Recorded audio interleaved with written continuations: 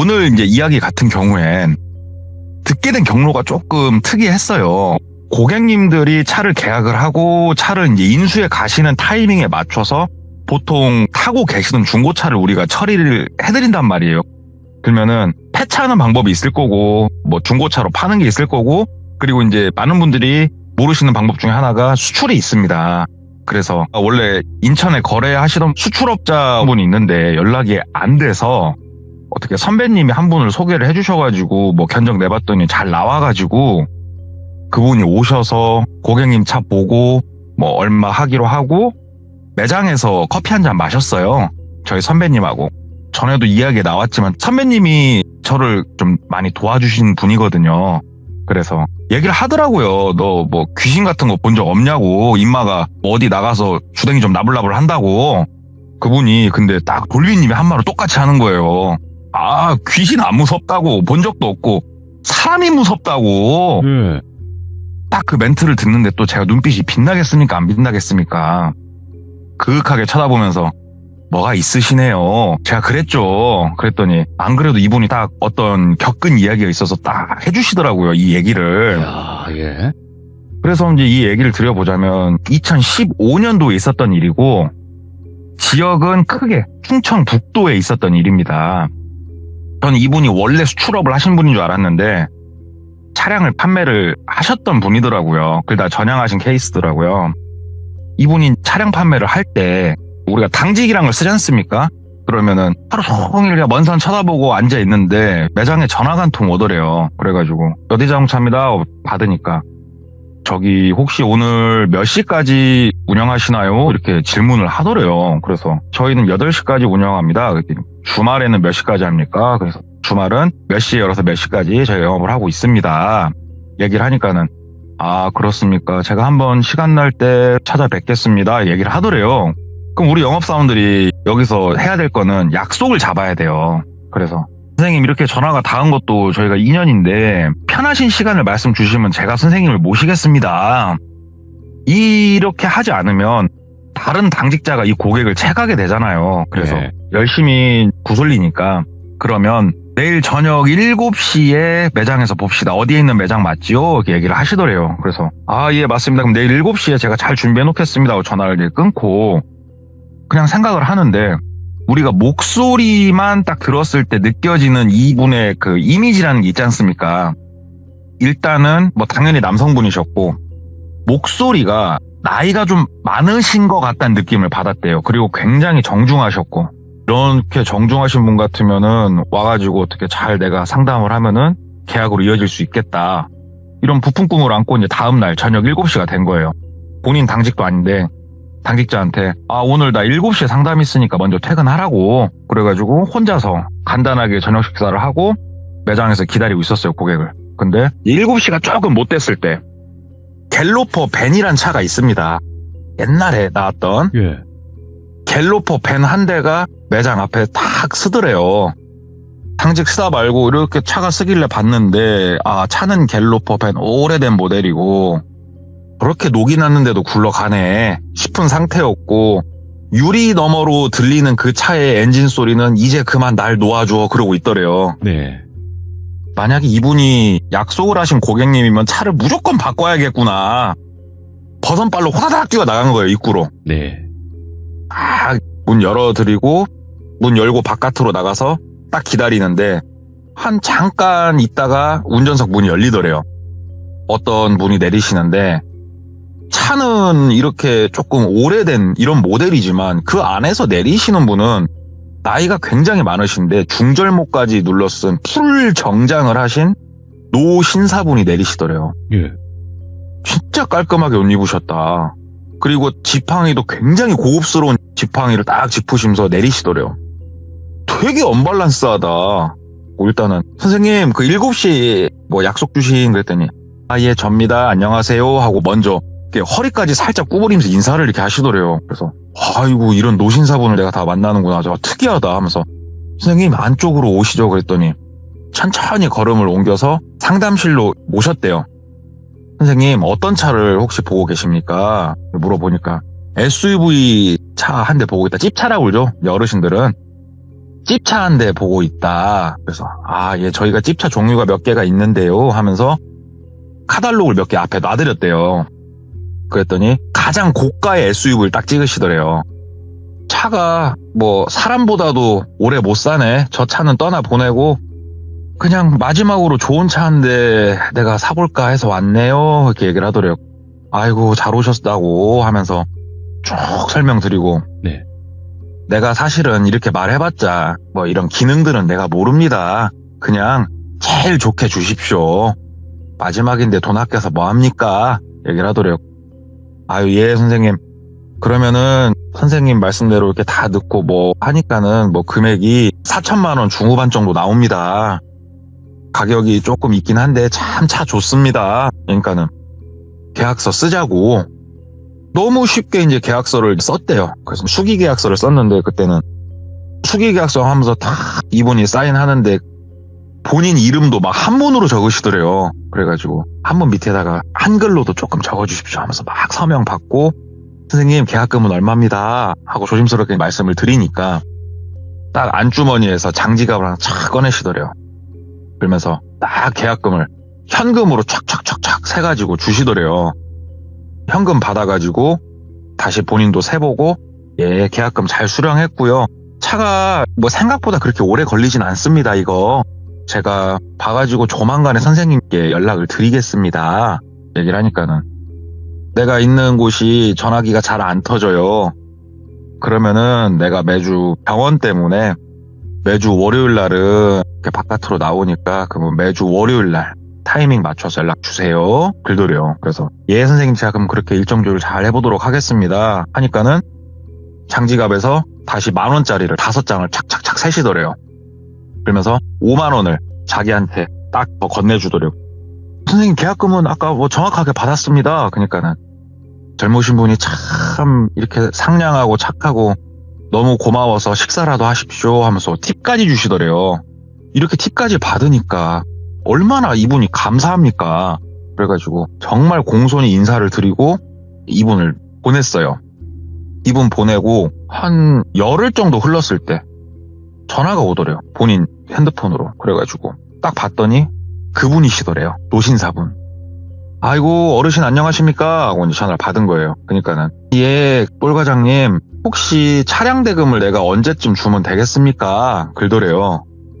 아 선생님 차가 얼마 안 남았는데요. 다음 주나 다다음 주쯤 해서 제가 일정 보고 말씀을 드릴게요. 이렇게 얘기를 한 거예요. 네. 그러니까는 내 나이에 뭐 돈 빌려주고 그런 건 안 될 거 아닙니까? 허허허 웃더래요.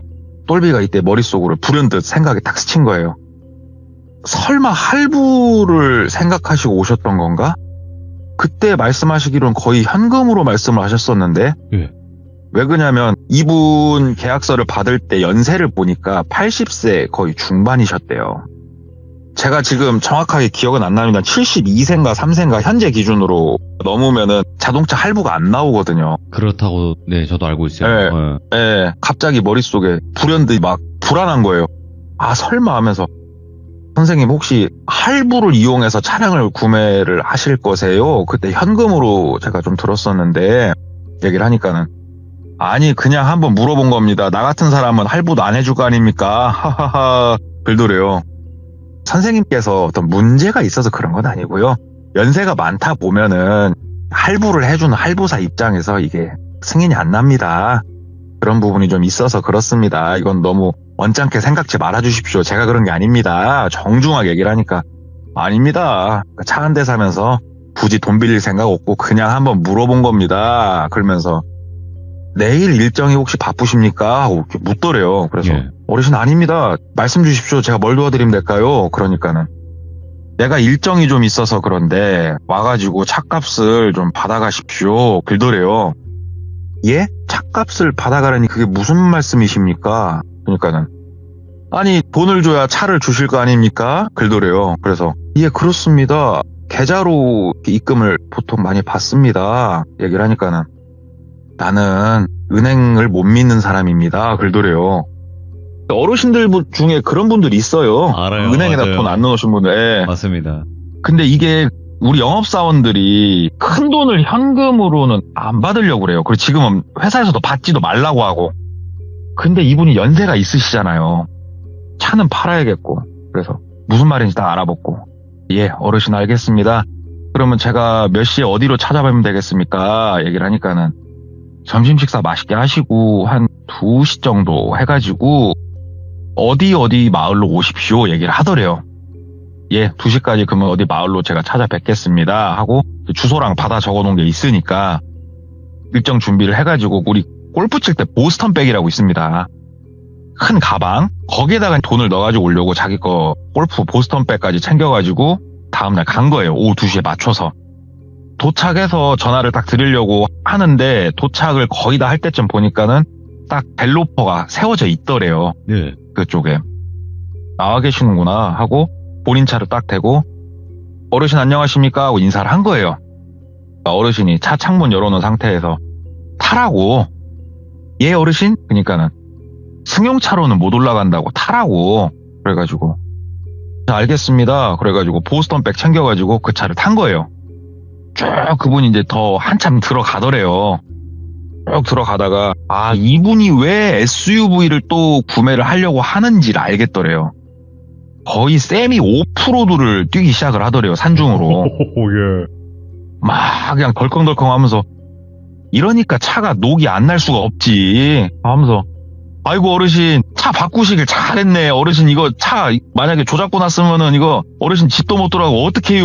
그러면서 입 따발따발 하면서 한참 들어가니까 예. 암자 같은 곳이 하나 나오더래요. 딱 위를 보니까는 전기는 들어가는 것 같고 내렸대요. 그냥 막 새가 지저귀고 공기도 좋고 진짜 깊은 산중이더래요. 어르신 여기 혹시 뭐 암자입니까? 이렇게 물어본 거예요. 그러니까는 어르신 잘 봤다고. 이게 원래 암자였는데 내가 인수를 했다. 노년을 내가 이런 곳에서 보내고 싶어가지고 조용하게. 그래서 그렇습니까? 너무 좋습니다. 보니까 전기도 들어오는 것 같은데. 그러니까는 이거 암자 전에 하셨던 분이 전기 수전까지 다 해놔가지고 너무 내가 좋다고 여기가. 그러시냐고 하면서 딱 보니까 암자 기준으로 불상을 모셔놨던 큰 이런 건물이 하나가 있고 그 왼편으로 마치 스님들이 머무시는 그런 건물이 하나 있는 것처럼 보이더래요. 근데 조금 손을 좀 봐놔가지고 부처님 불상을 놨던 그 건물이 주로 본인이 거주하는 건물인 것 같고 스님이 거주하던 건물은 외부 손님이 오면 만나는 응접실 이런 걸로 쓰시는 것 같은 느낌이 딱 들더래요. 보스턴백 들고 어르신을 따라서 이동을 했대요. 응접실 그쪽으로 작은 건물로 본인을 데리고 들어가더래요. 딱 들어가서 문을 열고 왔는데 그냥 되게 크지 않은 방이었고 그냥 뭐 가구도 별로 없고 덩그러니 그냥 그저 그랬대요. 근데 특이했던 건 바닥이 우레탄 바닥이었대요. 우레탄 바닥에 두꺼운 방석을 몇 개 놔가지고 앉아있을 수 있게 그렇게 놨더래요. 여기는 진짜 창고로 썼던 건물인가? 막 이런 생각을 했대요. 그러면서 앉아가지고 어르신 제가 어떻게 뭘 도와드리면 될까요? 얘기를 하니까는 뭐가 그렇게 바쁘시냐고 그러면서 차를 한 잔 내올 테니까 기다리라고 그러시더래요. 그래가지고 아이고 아닙니다 어르신 거동도 그렇게 불편하신데 괜찮습니다. 그러니까는 손님이 왔을 때 맞이하는 거는 주인으로서의 의무다. 내 호의를 거절하는 것도 도리에 어긋나니 잠깐 계셔라. 혹시 다도를 할 줄 아시냐고 이렇게 묻더래요. 다도가 뭐요? 속으로 그랬대요. 그래가지고 다도요? 그게 뭡니까? 그랬더니 빙그레 웃으시더래요. 내가 차 마시는 법 알려줄 테니까 잠깐 기다리라고 그러면서 막 하고 뚝딱뚝딱 뭐 이렇게 하더니 들고 들어오더래요. 작은 쟁반에 차 우리는 주전자 같은 거 있지 않습니까? 고려청자처럼 생긴 그거에 컵에 옆에 큰 보온물통에 해가지고 본인 앞에 하나 어르신 앞에 하나 각자 하나씩 놓더래요. 그러면서 딱 앉아가지고 내가 만난 김에 이런 걸 좀 알려줄 테니까 따라서 해보라고. 예 어르신 알겠습니다. 그러니까는 여기다가 이걸 넣고 뜨거운 물을 우리고 뭐 그릇을 좀 데우고 막 뭐 어쩌고저쩌고 하더래요. 별로 관심이 없으니까 똘비는 예예 하면서 또 차 마시라니까 홀짝홀짝 마시고 또 따라서 마시라니까 마시고 그렇게 해가지고 어느 정도 차를 마셨대요. 근데 차의 풍미가 상당히 괜찮긴 했대요. 그래가지고 개안하게 한뚝배기 비우고, 어르신 차 정말 잘 얻어먹었습니다. 태어나서 이런 경험은 처음입니다만 멘트를 쳤죠. 바쁜 사람을 내가 너무 오래 붙잡아뒀나 보네. 그러면서 옆에 찬장 같은 게 하나가 있었대요. 거기를 딱 열고 보자기 하나를 이렇게 내리더래요. 보자기를 하나 내려가지고 똘비 앞에다가 탁 놔주더래요. 그러면서 이거 한번 끌어보시라고 보자기를 막 끌었대요. 10,000원짜리가 그 안에 겁나게 들어있더래요. 10,000원짜리 우와 이러고 있는데 세어보시라고. 만약에 돈이 부족하면은 내가 뒤에 내 비밀의 공간에서 돈을 더 갖다 드리려니까 돈 세보시라고. 근데 이게 다 10,000원짜리밖에 없더래요. 4,500만 원이라 우리가 가정을 해보겠습니다. 10,000원짜리로 4,500장을 세야 되는 거 아닙니까 지금. 미쳐요. 돈 세는 기계도 없고 그냥 손으로 돌려야 돼요 이걸. 차를 팔려면 어떻게 하겠습니까? 지문이 달아지더라도 세야죠. 그래가지고 막 엄지손가락에 침 발라가면서 막 신 거예요. 100장씩 막 세고 있었대요. 연락에 세다가 100장 묶음 놓고 옆에 포켓 주머니에 작은 수첩이 있었으니까 100장 셀 때마다 줄 하나씩 그어가면서 100만 원 또 막 세고 200만 원 또 300, 400. 눈도 아프고 손도 아프고 죽었다래요 진짜.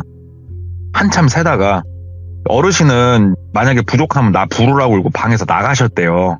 그래가지고 한 600인가 700 세고 담배 한 대 피려고 바깥에 나가서 담배 한 대 쫙 피고 들어와가지고 또 한 몇백 세고 미치겠다 이거 언제 세냐 막 이러고 있는데 시간이니까 좀 지났죠. 어르신이 쓱 들어오시더래요. 아이고 돈 세니라 힘드세요 그러더래요. 아닙니다 어르신 당연히 해야죠. 그러니까는 내가 옆에서 도와주면 또 이게 정확하게 맞나 안 맞나 이게 그니까는 이거는 우리 똘과장님이 세는 게 맞아요 그러더래요. 어르신 지당하신 말씀입니다. 힘드니까 좀 쉬었다 하시라고. 그러면서 다시 다도를 또 한번 했대요. 또 돈 세고 막 하는데 어르신은 나가고 바람도 살랑살랑 불고 바깥에 꾸벅꾸벅 졸리더래요. 졸릴 시간이죠. 졸려 죽겠다. 아 이거 언제 다 새냐 진짜 미쳐버리겠다. 꾸벅꾸벅 졸다가 아유 돈 세는데 졸면 안 돼. 큰일 나. 나가서 담배 한 대 더 피고 다시 들어와서 이렇게 있는데 그 어르신이 또 쓱 들어오시더래요. 피곤하셔요 그러더래요. 그래가지고 아니 어르신 그래도 세야죠. 아유 눈이 아프네요. 눈이 아파. 그러니까는 허허허 웃으면서 돈 버는 게 쉽지 않죠 막 그러더래요. 어르신이 워낙 젠틀하시니까 아이고 어르신 5만원짜리로 노셔요 앞으로 웃으면서 얘기를 했대요. 그러니까 어르신이 갑자기 싹 표정이 약간 정색을 하시더래요. 5만원짜리는 쓰지 말라고. 예? 왜요? 5만원짜리 놓으실 때 더 편하지. 그러니까는 돈이라는 건 본디 우리가 존경을 해야 되는 물건인데 5만원짜리에는 신사임당이 있지 않냐고. 세종대왕, 이순신 다들 우리가 존경에 마땅할 우리 조상들이지만 신사임당을 우리가 존경해야 될 이유가 도대체 뭐냐고. 나는 납득할 수가 없다고. 난 그래서 그 지폐를 안 쓰는 거라고. 자기만의 소신을 이렇게 말씀을 하시더래요.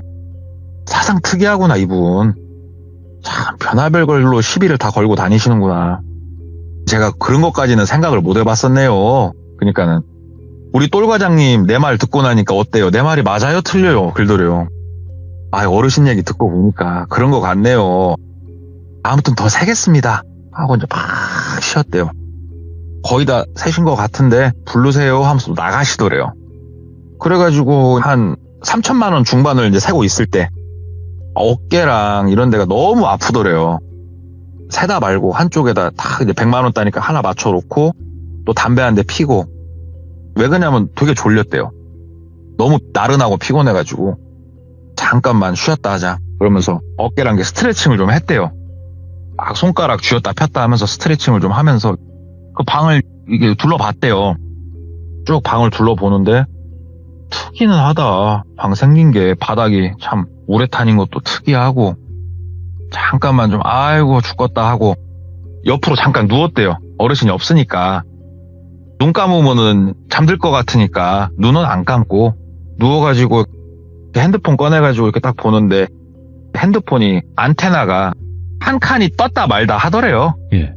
이런 경우는 아시겠지만 전화나 문자가 안 되지 않습니까? 그래서 이래서 어르신이 전화가 안 된다고 했던 거구나. 어서 새고 나가자 하고 아이고 일어나야지 하는데 본인이 이렇게 옆으로 누워 있었거든요. 저쪽 방 모서리 한쪽에 가가지고 쑥 꺼진 것처럼 보이더래요. 예. 저게 뭐지? 하고 그쪽으로 살짝 가봤대요. 그래가지고 그렇게 머리를 숙이고 위에 TV 다이 같은 게 쭉 긴 게 있었대요. 그래가지고 어두우니까 핸드폰으로 이렇게 비춰봤더니 거기에 하숫구멍이 나 있더래요. 여기에 뭐 하숫구멍이 있네. 하숫구멍 위에다가 TV 다이를 놓으시고 참 신기하구만 하면서 담배 한 대 피고 일을 더 하자. 졸리니까 나가서 담배를 피면서 이렇게 보는데 절 보면은 위에 현판 같은 걸 달아놓지 않습니까? 본인이 있던 방 보니까는 이분이 한문은 잘 몰라요. 잘 모르는데 참언실인가? 본인이 그렇게 기억을 한대요. 그러니까 참된 말을 하게 되는 방 이런 식으로. 그래서 특이한 그런 것도 이렇게 보시고 아무튼 이분은 원래 불교신가 하면서 폈으니까 들어가가지고 앉으려고 하는데 문득 본인 옆에 있는 이불장 같은 거 큰 게 하나 보이더래요. 참 특이하네. 뭔가 그냥 느낌이 묘했대요. 아까 그 하숫구역 보면서부터 이불장 뒤쪽을 이렇게 봤대요.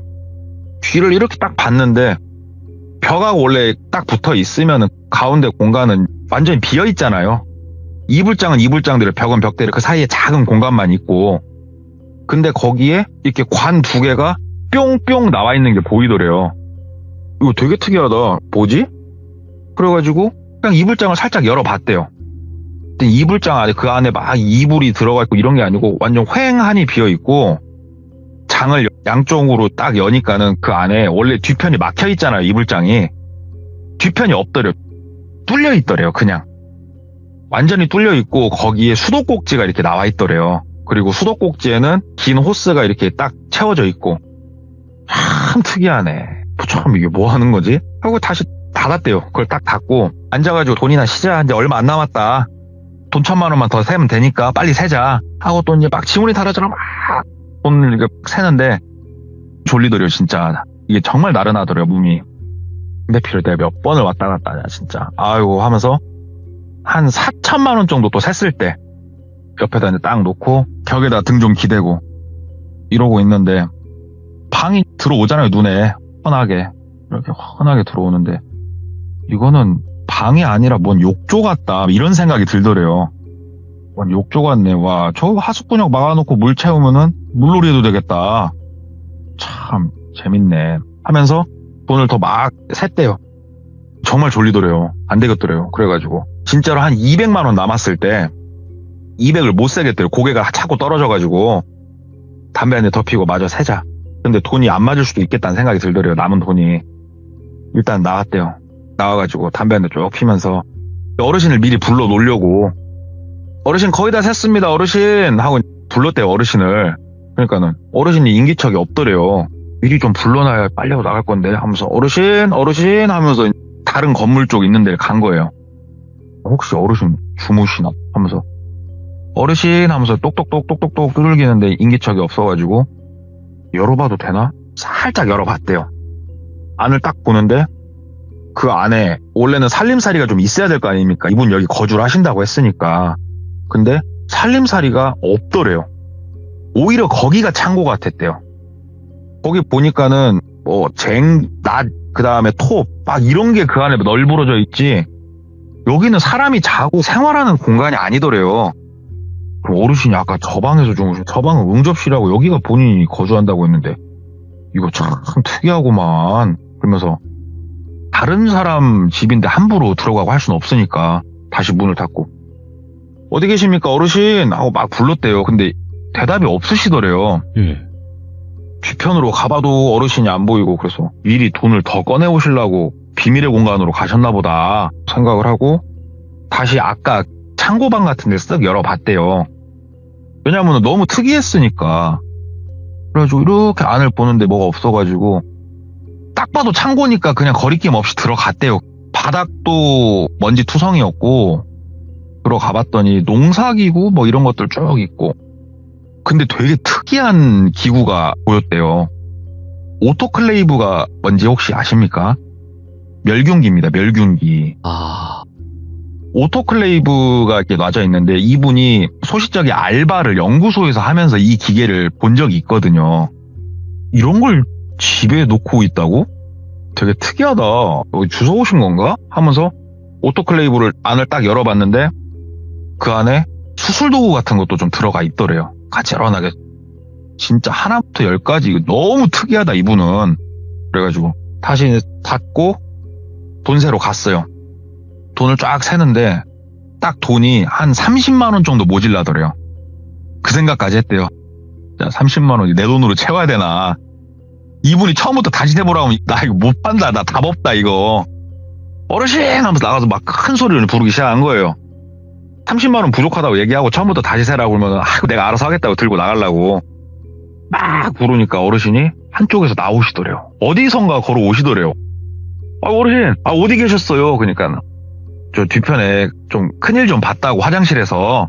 그래서 어르신 30만 원 정도가 부족하네요. 그러니까 어르신이 그럴 리가 없다고. 내가 맞췄다고. 4,000원 정확하게 맞춰놨다고. 우려하던 일이 벌어지는구나. 어르신이 다시 세보라고. 똘과장이 이거 실수한 거다고. 분명히 내가 세놨다고 4,500을. 어르신 그러면은 제가 가지고 가가지고요. 모자란 거는 있으면은 제가 알아서 채워둘게요 어르신. 일단은 어르신 저 좀 일이 또 있고 시간이 너무 생각보다 지체돼서 그러니까 저 산만 내려갈 수 있게 다시 좀 태놔 주십시오. 얘기를 했대요. 그러니까 어르신이 내가 그래도 어떻게 다른 사람한테 그 돈을 부담하라고 할 수 있겠는가 그러시더래요. 진짜 신사분 너무 좋으시다 하면서 그 돈은 똘과장이 가방에다 넣으라고 그래가지고 넣었대요. 부피가 상당하더래요. 거기다가 막 넣고 쇼핑백에도 넣고 했대요. 보스턴백이 생각보다 크지 않아가지고 앉아가지고 차 한 잔 더 하고 가시라고. 차 한 잔 더 하고 가라고. 근데 뭐 차를 한 잔 더 마시고 그러고 싶지가 않았대요. 본인도 왜냐면 너무 피곤했대요 몸이. 아니 어르신 좀 나가봐야 될 것 같다고 약속이 있다고. 그러니까는 30만 원 내가 더 챙겨다 줄라니까 차 한 잔 마시고 내려갑시다. 근데 어르신 차 타고 나가야 되니까 어떻게 말 들어야지. 그래가지고 같이 또 차 한잔 하면서 얘기하고 어르신이 내가 돈 가지고 내려오는데 한 15분 20분 정도 걸릴 거라고. 여기 누워서 좀 쉬고 계시라고 고생했다고 그러시더래요. 베개까지 내주시더래요. 그래서 어르신 감사합니다 하고 어르신이 나가고 베개를 베고 누웠대요. 너무 피곤했어요 몸이. 누워가지고 야 잠들면은 푹 잘 것 같은데 누워만 있자 진짜. 다시 앉을까? 막 고민을 했대요. 그냥 다시 앉았대요. 다시 앉아가지고 잠들면 이거 못 있나 와 잠들면 안 돼 하면서 좀 기다렸대요. 아시다시피 사람이 이렇게 피곤하면 시간이 느리게 흘러가요. 버티고 있으면. 언제 내려오시지?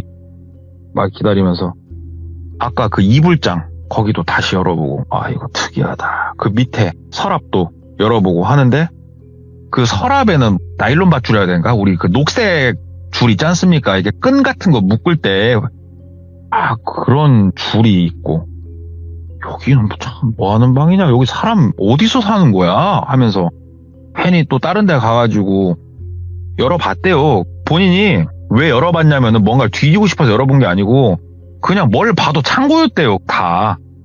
그래가지고 쓱 한번 구경할 겸 열어보고 하는데 거기서 너무 신기한 물품이 나오더라는 거예요. 수갑이 나오더래요. 수갑이.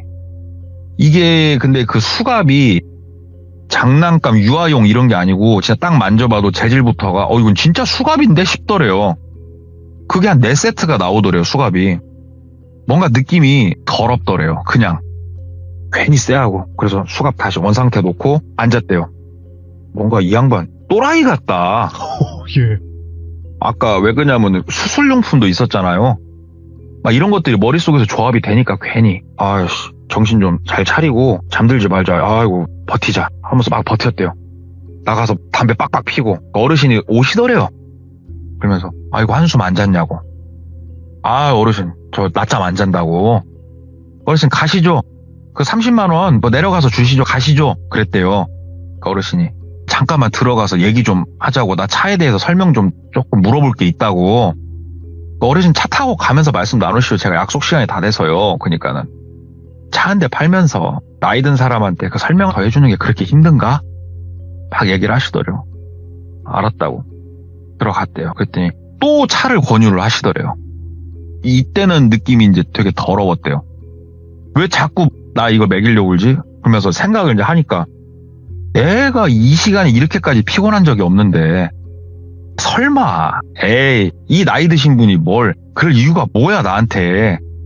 차는 안 마신다고. 어르신 저 차를 하도 많이 마셔가지고 배부르다고. 그러니까는 아야 한 잔 더 마시라고. 아니요 어르신 안 마신다고. 그러면 좀 누워서 한숨 자라고. 아니 어르신 저 바빠요. 어르신 저 좀 나가게 좀 도와주십시오. 저 바빠요 어르신. 이거 돈은 잘했고 나가겠습니다. 조금만 도와주십시오. 에? 그러니까는 어르신이 아니 혼자 이렇게 적적해서 그러는데 같이 말동무 한번 못 해주냐고. 갑자기 막 좀 정색을 하시더래요. 그래가지고 아니 어르신 저도 일이 있잖아요 어르신. 저 충분히 여기서 많은 시간을 지금 할애를 했고 저도 대화를 더 많이 하고 싶은데 제가 그러면 내일이라도 다시 들어올게요. 일단은 제가 좀 나가야 되겠습니다 시간이. 그러니까는 잠깐만 그럼 조금 더 얘기하자고. 나 너무 적적해서 그런다고. 시간을 말도 안 되는 이런 이유로 계속 끌더래요. 근데 너무 피곤하더래요 몸이. 이게 어떤 느낌이냐고 제가 얘기를 들었냐면은 아유 졸려가 아니고요. 우리 술 많이 먹고 앉아있으면은 마치 배 탄 것처럼 몸이 출렁출렁 하잖아요. 그런 것 같은 느낌이었대요. 핑핑 도는 거죠 이게. 일단은 내려가서 내 차를 빨리 타서 여기를 벗어나서 한쪽에 차를 세워놓고 자자 이 생각이었는데 어르신이 자꾸 안 움직이니까 일단 어르신 저 담배 한 대만 피고 들어와서 말씀 나누시자고. 그리고 나갔대요. 담배를 한 대 피면서 핸드폰을 이렇게 보는데 전화를 걸어보는데 전화가 딱 걸릴 때 뭐 삐리릭 소리 나고 원래 신호음이 나야 되는데 신호가 안 가는 거예요. 참나 이거 조금 더 밑으로 이렇게 내려가가지고 전화를 걸어보는데 안 되고. 예. 여기서 시간은 더 보내기가 싫고 다시 이제 방으로 들어가려고 딱 가는데 어르신이 한쪽에서 주섬주섬 뭘 잠깐 하시더니 본인이 오니까는 탁 닫고 앉으시더래요. 근데 그 주섬주섬 한 곳이 본인 기억에 아까 수갑이 있던 곳이거든요. 그 곳엔 수갑밖에 없었어요. 어르신 저 나온 김에 어르신 바로 일단 일어나시죠. 그러니까 어르신 들어오라고 계속 들어오라고. 아니요 어르신 저 이해가 안 되네요 어르신. 저 나간다니까요. 그러니까는 잠깐만 얘기 좀 더 나누다 가자고. 근데 똘비가 딱 직감이 되더래요. 여기서 내가 만약에 시간을 30분 정도 더 허비하면은 나 이렇게 못 서 있을 것 같다. 어지러웠거든요 그때도. 그래가지고 돈은 자기 돈이 아니잖아요. 지금 세워놓은 돈들은 내 거 보스턴백 버릴 복 잡고 돈은 다 저 안에 놨으니까 나는 법적으로 문제될 게 없고 그대로 어르신께서 정 그러시다고 하면은 돈은 놓고 갈 테니까 저 먼저 내려가겠습니다. 어르신 안녕히 계십시오 하고 돌아섰대요. 인사를 해버렸대요 그냥. 그러니까는 뒤에서 아이고 똘과장 잠깐 서봐 막 그러더래요. 그래서 무시하고 막 걸었대요. 막 걸으니까 똘과장 내가 태다 줄게 잠깐 서 그러더래요. 무시하고 그냥 막 걸었대요. 왜 그러냐면은 이 양반은 시간을 더 지체하려고 하는 거고 느낌이 뭔가 무서웠대요 그때부터는. 그래가지고 이게 본인이 약간 어지럼증이 지금 있으니까 달릴 순 없었고 빠른 걸음으로 이제 막 걸어 내려갔대요. 비포장길을. 구두 신고 걸으려니까는 뭐 불편은 했어도 일단은 벗어나자 여기를. 그래가지고 길 따라서 이제 막 걷는데 위에서 어르신이 차를 가지고 막 내려오시더래요. 똘과장 아유 기분 상했다 미안하다고. 돈이랑 내가 여기 싣고 왔으니까 옆에 타라고 가자고. 그래가지고 내가 또 괜히 오바했나? 어르신 화내는 건 아니고요. 알겠습니다 하면서 조수석 쪽으로 이동을 해가지고 문을 딱 열고 탔대요. 근데 딱 타면서 일부러 문을 닫자마자 한 번 더 열어봤대요. 열었는데 닫자마자 안 열리더래요 문이. 분명히 꼬다리 위에 올라와 있고 원래 다시 탁탁탁탁탁탁 당기는데 갑자기 어르신이 차를 막 출발을 하더래요. 그래서 잠깐 이거 뭐냐. 근데 되게 천천히 내려가시더래요. 천천히. 그 차 창문을 내렸대요. 왜 그러냐면 본인이 졸리고 어지러우니까 차 창문을 이렇게 내리니까 어르신이 아유 추워 나이 먹으면 추워 문 닫어 그러시더래요. 그래가지고 하면서 차 창문을 이렇게 쭉 끝까지 내렸대요. 끝까지 내리고 그냥 창문 바깥으로 몸을 날렸대요. 차 밖으로 나가버린 거예요, 창문으로. 왜 그러냐면은 본인도 지금 회상하기로는 무조건 그렇게 해야 된다는 느낌이 너무 강하게 들었대요. 다시 문이 딱 안 열리는 순간 옛날 차 그 문, 그 꼬다리 있지 않습니까? 꼬다리는 올라와 있는데 문이 안 열리는데 아까 차 도착했을 땐 열렸잖아요. 뭔가 이건 아니다 싶어가지고 거기로 딱 몸을 던지니까는 어르신이 뭐야 이 미친놈아 그러더래요. 그래가지고 더 이상 대화 나눌 것도 없어요. 본인이 막 걸어 내려갔대요. 그러니까 차로 이제 막 쫓아오는데 이제 차를 무섭게 싸납게 몰더래요. 막 내려가가지고 본인이 옆길로 빠졌대요. 차는 못 다니는 길로. 예. 글로 빠지니까 어르신이 이제 산길을 쫓아올 수는 없잖아요. 아, 그렇죠. 그 계산을 잡고 옆으로 사람이 안 다니는 길이지만 돌아 내려가자. 얼추 알겠으니까. 많이 내려왔으니까.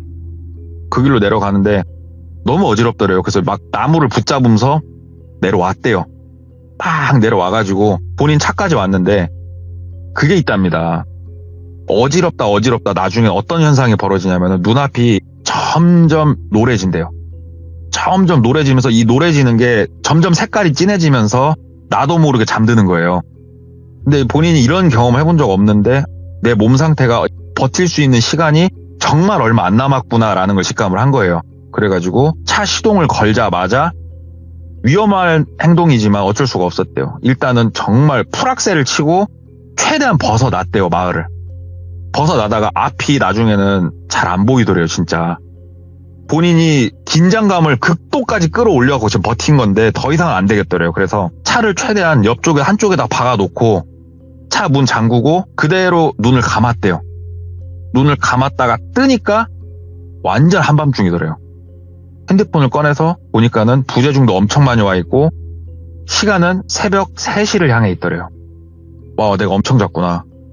다행히 뭐가 없고 그래가지고 전화를 막 돌렸대요. 집에다가 먼저 전화를 했대요. 그때 이제 결혼은 안 했고 부모님이랑 사는데 어머니가 전화를 좀 많이 했대요. 그래가지고 엄마가 받으시더래요. 뭐 이 새끼야 너 어디냐고. 늦으면 늦는다고 말을 해야지. 막 어머니 걱정하시니까. 그래서 아이고 어머니 그게 아니고 아무튼 들어갈게요. 죄송합니다 하고 나 엄마한테만 전화를 해놓고 집에 들어가서 생각을 하는데 너무 기묘하잖아요. 모든 것들이. 내가 이거는 다시 들어갈 엄두가 안 난다. 이건 해약을 해버리든가 해야겠다. 왜냐면 돈도 안 들고 왔잖아요 지금. 그래가지고 다음날 출근해가지고 얘기를 했대요. 김돌비 어르신 있지 않습니까? 그 어르신 야 해약하려고 차 안 나가야겠다고 하면서 왜 그냐고. 사무실은 싫어하죠. 이러저래 이런 일이 있었다. 근데 나 너무 느낌 더럽고 이분하고는 더 이상 얽히기가 싫다 막 얘기를 했대요. 그러니까 사무실에서 네가 배가 불렀다는 둥 돈이 맞박에 튀냐는 둥 쿠사리를 주더래요. 그래가지고 그럼 다른 영업사원한테 팔라고 하든가 막 전화해보라고 고객한테. 난 안 하려니까 사무실에서 알아서 하라고. 그러니까 사무실 전화를 하는데 전화 연결이 안 되더래요. 근데 이게 본인이 지금 해를 입은 건 없지 않습니까? 그래가지고 몇 날 며칠 고민을 했대요. 그러다가 내린 결론이 거기를 한 번은 다시 들어가 보자 했대요. 네. 왜 들어가냐 왜. 본인 머리로 생각했을 때 여기는 아무리 생각해도 사람 사는 곳이 아니었거든요. 그러면 나 혼자는 절대 무서워서 못 들어가겠고 친한 영업사원과 몇 명에서 3명 정도 해가지고 본인까지 들어가서 사람이 사나 안 사나만 보고 싶었대요.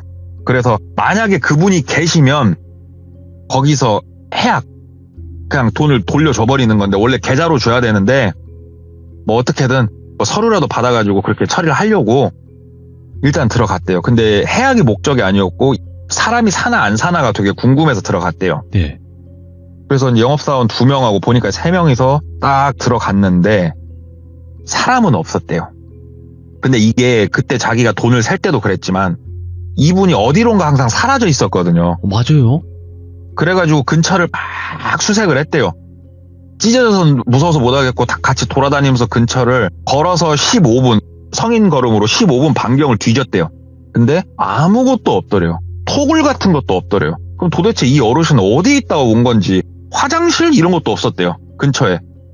일단은 어르신은 여기 안 계신 것 같으니까 내가 이거 보여줄게. 내가 왜 그랬는지. 예. 그러면서 딱 가서 보여준 거예요. 이게 멸균기야. 야, 니들 여기에 멸균기가 있는 게 말이 되냐? 더 웃긴 거 보여줄까? 하면서 딱 열었는데 원래는 그 안에 메스랑 다 있었거든요. 예. 여러 가지 도구들이 있었는데 그게 다 없어져 있더래요. 야, 분명히 있었다고. 그러니까 그래. 아무튼 이 자체만으로도 신기는 하다. 근데 뭐 어르신이니까는 뭐라도 이렇게 멸균해야 될 일이 있나 보지. 그럴 수도 있잖아. 네가 좀 예민했던 거 아니냐? 어찌됐건 야, 저쪽도 보여줄게. 그래서 이불장 열고 야, 여기 이런 게 있다고. 여 바닥 보라고. 저 밑에 하수구역도 있다. 야, 내가 뭔 생각한 줄 알아? 여기서 인마 사람 죽여도 청소하기도 편하겠더라. 나 그런 생각 들어서 나 되게 무서웠다고. 예. 내가 여기서 잠들면 나 못 일어날 것 같다는 느낌 받았다니까? 막 얘기를 한 거예요. 그러니까 네. 같이 온 영업사원들은 실망을 한 거예요. 얘기만 들었을 때는 뭔가 어마어마하게 무서운 막 그런 걸 생각을 했는데 개뿔도 그런 게 없으니까 방을 조금 더 좀 둘러봤대요. 왜냐하면 진짜 사람이 사는 곳이 아니니까. 그리고 본인이 미심쩍은 게 있어가지고 여기저기 조금 더 둘러보는데 두꺼운 책이 한 권 나오더래요. 딱 봐도 일기장. 그래가지고 일기장을 펴서 보는데 못 읽겠더래요. 왜 그러냐면 반절은 한글이었고 반절은 한자였대요. 저도 한문 진짜 잘 모르거든요. 네. 고등학교 때 교과목은 있었지만 작아지고 순간 고민을 했대요. 똘비가. 예. 이 내용이 정말 궁금하다라는 느낌을 받았대요. 그래가지고 그럼 안 되지만 그 일기장을 가지고 내려왔대요. 그러니까 어떻게 보면 절도죠. 절도를 한 거예요. 똘비가. 예. 가지고 내려왔는데 문제는 영업사원들 중에 이거를 해독을 할 수 있는 사람이 없는 거예요. 한문을. 그래가지고 똘비가 본능적인 직감 때문에 이걸 들고 내려온 건데 네. 한문 학원을 찾아갔대요. 예.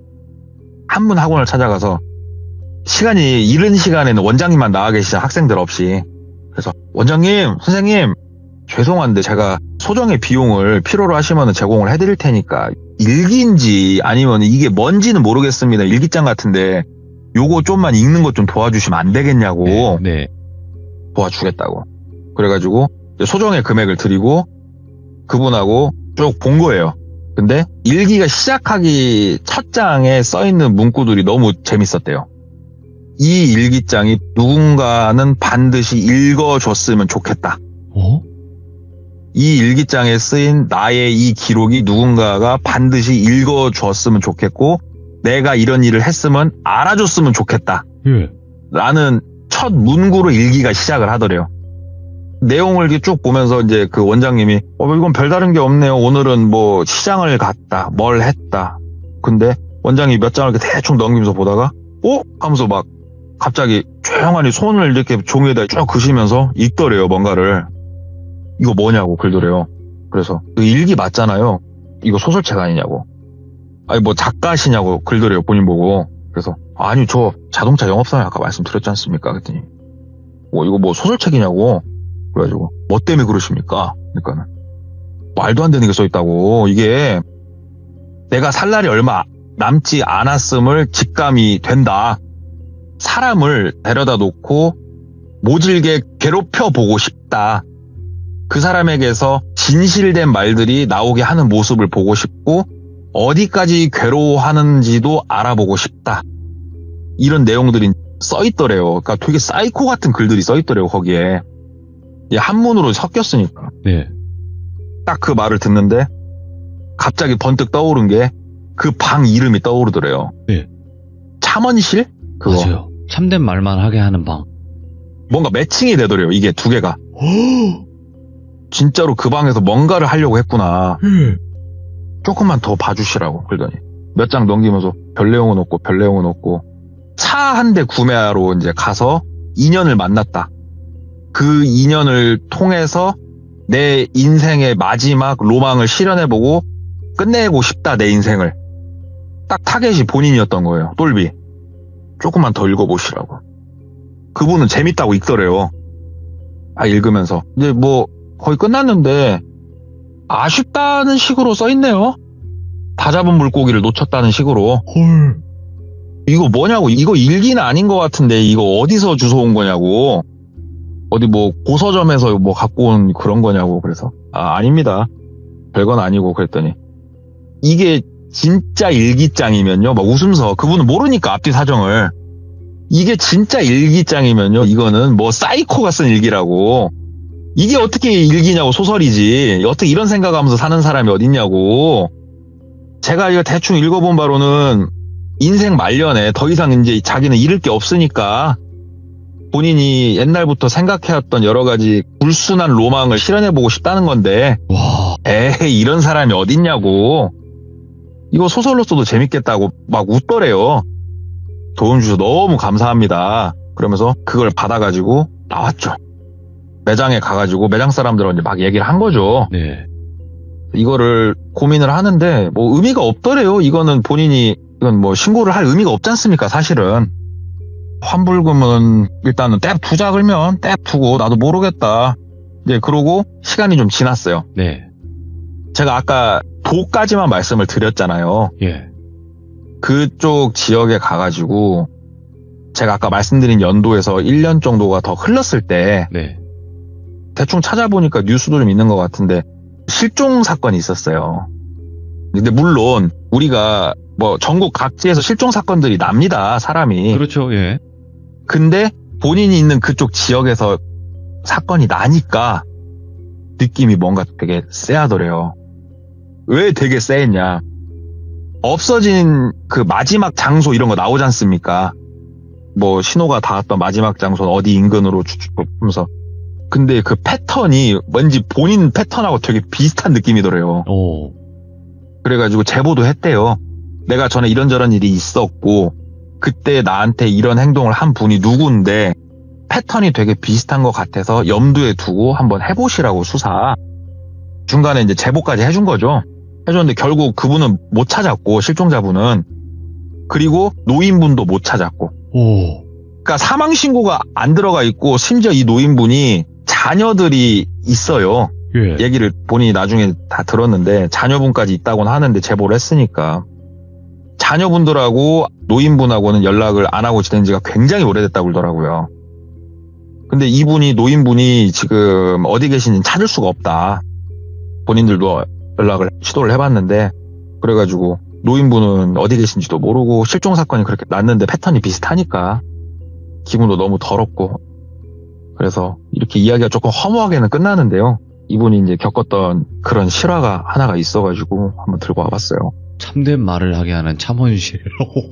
제목이죠, 뭐 이게, 그죠? 그러니까 그 와. 참원실 맞을 거. 이분도 그 한문에 좀 약해가지고 예. 참언까지는 맞고 뒤에가 실인지 뭐였는지 헷갈린다고 얘기는 하는데 제가 봤을 땐 실인 것 같아요. 오늘은 제가 간만에 저희 어머니 이야기를 좀 해드리려고 하는데, 제가 여러 이야기들을 좀 들려드리긴 했었는데 저는 그냥 어머니가 겪으신 일들에 비하면 저 정도는 그냥 세 발이 피겠구나 하는 생각을 하고 살고 있거든요. 오늘은 어머니가 그냥 겪으셨던 되게 짧은 이야기 하나를 간략하게 준비를 해봤는데, 저희는 모두가 다 처음이 있잖아요. 저도 예. 처음으로 귀신을 보게 된 날이 있었고, 그래서 어머니한테도 처음으로 눈에 보이면 안 되는 것을 보게 된 일이 있으셨는데, 그거랑 좀 관련된 이야기를 오늘 들려드리려고 해요. 저희 집안은 항상 설명드리다시피 어디서 흘러들어온 대물림인지 알 수가 없고 어느 핏줄인지도 저희는 알 수가 없어요. 그냥 그 전 윗세대들이 그러셨는지도 물을 길이 이젠 없어가지고 알 수가 없는데, 적어도 증조 때부터 4대째 저희는 각자 정도는 좀 다르더라도 대대로 여자들이 보면 안 되는 걸 보면서 살아오고 있단 말이에요. 네. 저는 제가 처음으로 귀신 본 이야기를 옛날에 처음으로 시참할 때 들려드린 적이 있었는데, 저는 그렇게 무서운 이야기도 아니었었고, 제 딴에도 나이가 제가 많이 어렸었기 때문에 그렇게 충격이 크지는 않았었어요. 근데 어머니는 조금 다르셨던 게, 어머니는 처음 귀신을 본 게 초등학교 3학년 10살이었대요. 뭔가 어느 정도 제대로 된 인지 능력을 갖추고 있을 시기에 처음 보게 되셨던 건데, 그 귀신한테 굉장히 오랫동안 시달리셨대요. 그러면서 어머니가 그런 식으로 그냥 길 가다가 똥 빨듯이 잘못해서 뭐에 잘못 걸리면 이렇게 오랫동안 시달릴 수도 있다 하면서 이야기를 들려주셨는데, 때는 저희 어머니가 어리실 때니까 몇십 년 전에, 어머니는 제가 항상 얘기하듯이 고향이 제주도 분이시지만 유치원에 올라가실 때쯤에 육지로 넘어오셔서 터를 잡고 사셨어요. 근데 그래도 외가댁이 제주도다 보니까 어머니의 외할머니를 뵈러 자주 제주도를 왔다 갔다 하셨대요. 그래서 그 해에 그날도 외가댁에 방문하려고 외할머니랑 같이 부산 항에서 배를 타고 제주로 가셔서 제주 집을 가고 계셨는데, 택시를 탔는데 어머니가 속이 너무 안 좋으시더래요. 뭐 요즘처럼 포장길이 잘 돼 있는 것도 아니고 하니까 예. 길이 좀 울렁거리기도 하고, 아까 배에서 먹은 게 좀 잘못됐나 싶어가지고 계속 창밖도 좀 보고 창문도 열어서 바람도 좀 쐬보고 하셨는데도 속이 안 나아지셔가지고 네. 결국 그 기사님한테 양해를 좀 구하고 갓길에 차를 세웠대요. 차를 세우고 자꾸 속이 미식거리니까 그냥 토를 좀 한번 해버리자 하고 구석 어디 하수 근처에다가 토를 하셨대요. 막 몇 번을 개워내신 후에 몸이 좀 진정이 되셔갖고 다시 차를 타고 이렇게 택시 쪽으로 막 걸어가고 있었는데 외할머니가 저 멀리서 택시 근처에서 택시 아저씨하고 뭔가 이야기를 하고 계셨었고 어머니는 그런 어른들을 향해서 이렇게 막 걸어가고 있는데 뒤에서 갑자기 찰박찰박하고 되게 얕은 물을 튕구는 듯한 물장구 소리가 들리더래요. 근데 그때가 겨울이었어가지고 어머니도 외할머니께서 옷을 되게 두껍게 입혀서 데리고 가셨던 기억이 난다고 하셨는데 이 추운 겨울날에 누가 물장구를 이렇게 신명나게 튀기고 있는 거지? 하면서 뒤를 돌아보셨는데 한 고등학생 정도로 돼 보이는 어떤 교복을 입은 여고생이 어머니가 방금 개원했었던 그 토사물 위에서 구두를 신고 찰박찰박 물장구를 튀기듯이 놀고 있더래요. 근데 뭔가 정신이 반쯤 나간 것처럼 넋을 놓고 계속 그 구두발로 토사물을 밟고 막 구르고 그 위에서 튀기듯이 놀고 있으니까 어머니는 그 여고생을 보고 좀 놀래기도 하셨는데 또 어린 마음에 더럽다고 느꼈대요. 그래서 바로 택시 쪽으로 뛰어가서 뒷문을 열고 차에 탔는데 사람이 그런 일을 겪고 나면은 무서운 마음도 있지만은 궁금하기도 하잖아요. 저게 왜 저러는 건지 계속 시선이 가니까 차에 탄 후에 그게 너무 궁금해가지고 고개를 살짝 빼서 그것이 있던 데를 다시 쳐다보셨대요. 다시 쳐다보니까 이게 조금 비위가 상할 수도 있는 얘기기는 한데 그 여고생이 바닥에 웅크려갖고 어머니의 토사물을 손으로 긁어서 입에 가져다 대고 있더래요. 그래서 그 토사물 위에서 발을 구르는 것까지는 사람이 좀 어떻게 이해는 할 수 있다고 치더라도 그걸 먹는 행위까지는 역겨움의 수준을 좀 넘어서가지고 좀 기이하잖아요. 그래서 어머니가 너무 놀래가지고 비명을 빽 지르시고 그 소리를 들은 택시 기사님이 애가 토도 좀 하고 상태가 안 좋아 보이니까 빨리 집으로 가자 하면서 운전대를 잡고 그곳을 벗어나셨대요. 그래서 어머니는 외갓댁으로 가는 그 택시 안에서 계속 그 놀란 마음에 외할머니께 횡설수설 막 그런 일이 있었다고 말씀을 드렸는데 외할머니는 어머니가 뭔가 잘못 본 걸 거다 하면서 그냥 달래주시더래요. 근데 어머니 말로는 지금 생각해보면은 외할머니도 보신 적이 많으시니까 아마 내 딸이 귀신을 본 게 아니기를 바라는 마음에 그냥 계속 아니라고 하면서 달래준 것 같다라고 하면서 이야기를 이어나가셨는데 네. 아무튼 그렇게 택시는 외갓댁에 도착을 했고 어머니는 뭐 멀미를 했다거나 뭐 이상한 걸 본 그 일 때문에 막 너무 피곤해가지고 외증주 할머니께 그냥 간단하게 인사만 드리고 방에 들어가서 낮잠을 자려고 했대요. 근데 저희 그 제주 외갓댁이 안방이 구조가 좀 신기한 게 바닥은 되게 높게 돼 있고 창은 낮게 돼 있어가지고 바닥에 요를 깔고 누우면은 창밖이 좀 어느 정도 잘 보이는 구조예요. 그래서 창밖에 있는 닭집이랑 개집 보면서 그 개집 안에 있는 개도 보면서 잠이 들랑말랑 하는데 잠깐 눈을 감았다가 뜨니까 깜빡 잠이 들었는지 눈을 뜨니까 마당에 있는 강아지가 목줄이 엄청 팽팽하게 잡아당겨져가지고 목살이 밀려나가고 있는데도 창문에 바짝 붙어서는 어머니한테 낑낑거리고 있더래요.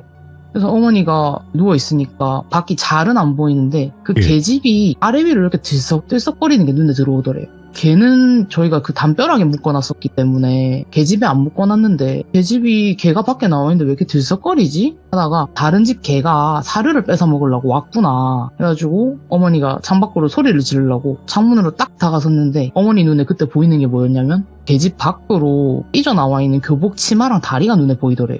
뭐야? 근데 그때 외가에서 키우던 개가 진돗개였어가지고 개가 좀 컸어서 그 개집이 큰 집이었는데 그 개집 안에 몸을 상반신만 집어넣고 어떤 사람이 들어가 있었던 거죠. 그래서 어머니는 순간 말문이 막혀서 비명도 안 나오더래요. 그냥 헉 하고 입이 막혀가지고 창문에 붙어서 낑낑거리는 개와 그 개집 속의 사람의 뒷모습을 번갈아 가면서 계속 보고 계셨었는데 그때 갑자기 외증주 할머니께서 갑자기 나오시더니 개는 줄을 잡아당겨가지고 자리에 앉히시고 개집은 손으로 들어가지고 돌려서 담벼락 쪽으로 보게 돌리시더래요. 개집 입구가 집 안이 안 보이도록. 그러고는 어머니를 똘순이라고 제가 부르면 할머니께서 역정을 내시더래요. 똘순아 눈 감아 해가지고 외증주 할머니의 호통 때문에 눈을 감으니까 한참을 감고 기다리니까 외증주 할머니께서 방으로 들어오시더래요. 그러고는 저희 어머니를 이불로 싸서 안으시고 똘순아 이제 눈 떠도 된다 하는 소리에 어머니가 눈을 떠보니까 예. 그 외증주 할머니가 되게 그렁그렁한 눈빛으로 어머니를 보고 계시더래요. 그러고는 차분하게 설명을 해주시는데 우리 집안 사람들이 원래 좀 예민한 기질이 있다. 그래서 너가 방금 본 게 뭐고 그리고 앞으로 그런 걸 봤을 때는 어떻게 해야 된다라고 간략하게 설명을 좀 해주셨대요. 예. 너가 너무 어려서 이게 이해가 안 갈 수도 있겠지만은 일단은 할머니 말을 좀 들어줬으면 좋겠다 하면서 얘기를 해주셨는데 어머니는 그래도 그때 처음으로 느끼셨대요. 어머니도 할머니 설명이 없을 때도 아 내가 본 게 귀신이구나 어허. 라는 생각과 함께 그 아까 토사물을 먹던 그 여고생의 교복이랑 계집 안에서 그 삐져나와 있던 구두랑 치마가 똑같이 생겼다라는 걸 깨달으셨대요. 예. 그래서 외증주 할머니는 그 얘기도 말씀을 드리니까 원래 그런 것들이 갑자기 이 사람한테 이상한 포인트에 꽂히면 그렇게 쫓아와서 못 살게 군다. 그래서 무시하는 게 답이다 라고 하고는 넘어가셨대요. 그러고 그 다음날이 됐을 때부터 어머니는 그 여고생 귀신이 자꾸 보이기 시작을 하더래요. 간단하게는 뭐 장독대 쪽을 보다가 우물가를 보려고 시선이 옆으로 이동하면은 그 중간 시야에 잠깐 걸린다던가 아니면 아주 흐릿하게 보일 만큼 먼 발치에 서가지고 어머니를 지켜보고 있다던가 그런 식으로 계속 어머니 눈에 밟히더래요. 그 제주 외가댁에서 지내는 동안에. 그래서 어머니는 그게 너무 무서우니까 외할머니한테 좀 일정보다 빨리 돌아가자고 졸랐고 외할머니도 그 외증주 할머니께 또 들은 이야기도 있고 아이가 본 것도 있으니까 곧장 육지로 돌아가셨대요.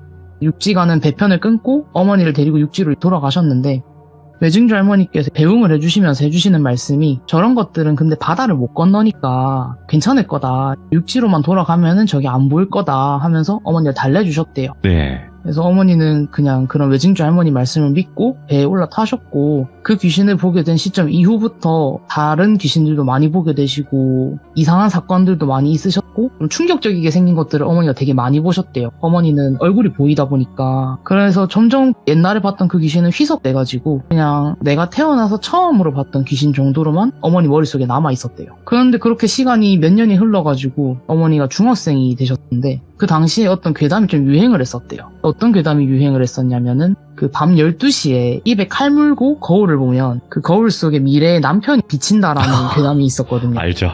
그래서 어머니 그 친구분이 그 미래 남편 찾기를 하고 싶으셨던 거예요. 예. 그래서 학교에서 경주로 수학여행을 갔는데 그 날에 가방에 과도를 챙겨서 갖고 왔더래요. 토지품 검사에서 어떻게 안 들켰는지는 모르겠는데 한밤중에 같이 방 쓰는 친구들한테 10명 정도 있는 방에서 그 괴담 얘기를 해주고 칼을 막 자랑을 하더래요. 어머니를 제외한 막 다른 여중생들은 그런 거 다 궁금하잖아요. 그리고 누가 총대 메고 해주겠다고 하니까 해봐라 하는 분위기가 형성이 되더래요. 근데 어머니는 그때쯤부터는 뭐 무속이든 귀신이든 그런 것들과 관련된 세상에 대해서 좀 공부를 해가지고 간략하게 알고 계셨었기 때문에 저게 다 헛짓이라는 걸 알고 계셨대요. 예. 근데 또 말리기는 좀 애매하고 혼자 이상한 사람은 되기 싫으니까 그냥 제일 구석에 앉아 계셨대요. 애들이 화장실 앞에 모여가지고 막 소리를 지르면서 12시 됐다 빨리 하자 하면서 웅성거리는 소리를 듣고 계셨었는데 12시가 되니까 그 괴담을 이행을 해야 되니까 애들이 방불을 다 끄더래요. 방불을 다 끄니까 순간적으로 눈앞이 캄캄해지면서 화장실 앞쪽에서 웅성거리는 소리만 들리기 시작을 하는데 어머니 귀에 좀 거슬리는 소리가 점점 들리기 시작을 하더래요. 뭐를 쩝쩝쩝거리면서 입맛을 다시는 듯한 그런 거슬리는 소리인데 입맛 다시는 소리가 그렇게 크지가 않잖아요. 예.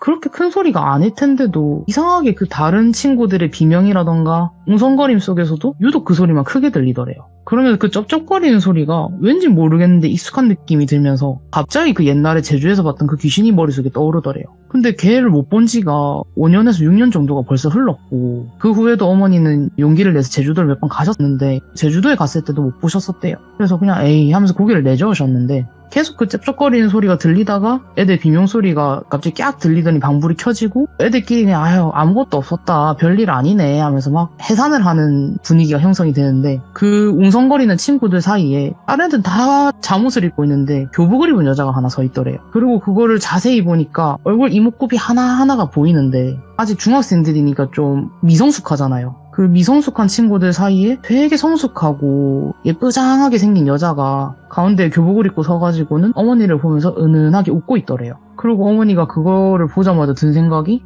그때 봤던 그거다 이 생각이 들더래요. 그래서 어머니가 좀 벙이 찌셔가지고 그걸 가만히 바라보다가 뭐 저런 거랑 눈이 마주치면 안 되니까 자꾸 시선을 떼려고 해도 그게 계속 시선을 끌더래요. 손을 젓는다던가 하는 식으로. 그러다가 다시 웅성거리는 친구들 틈 사이에서 사라졌대요. 그래서 어머니는 그냥 그날 다른 친구들이 거울에서 뭘 봤다 뭐 어쨌다 이런 얘기를 하는데도 하나도 귀에 안 들어오고 그게 어떻게 여기서 다시 나타났지? 라는 생각만 집에 갈 때까지 계속 하셨대요. 근데 어머니가 지금 생각하기로는 제가 예전에도 이거랑 비슷하게 말씀드린 적이 있는데 강령술은 일반인들은 실패할 수밖에 없는 주술이에요. 그 행위는 문제가 아니고 그 행위에 담긴 의미가 더 중요한 건데 뭐 귀신을 보고 싶다던가 만나고 싶다던가 뭐 대화를 하고 싶다 그런 생각 자체가 깃든 행위니까 끌어당길 수밖에 없고 관심을 끌 수밖에 없는데 어머니 말씀으로는 그 도시전설도 뭐 절차만 보면은 강령술의 일종인 것 같다고 하셨어요. 어쨌든 저쪽 세계에 사는 것들의 이모에는 충분한 행위니까 아마도 내가 그렇게 보고 싶었구나 하면서 다시 나타난 게 아닐까 한다는 그런 생각을 하셨대요. 그때 당시에도. 그러고 그게 다시 나타난 후부터는 가끔 어머니 앞에 나타나서 웃으면서 바라보다가 사라지거나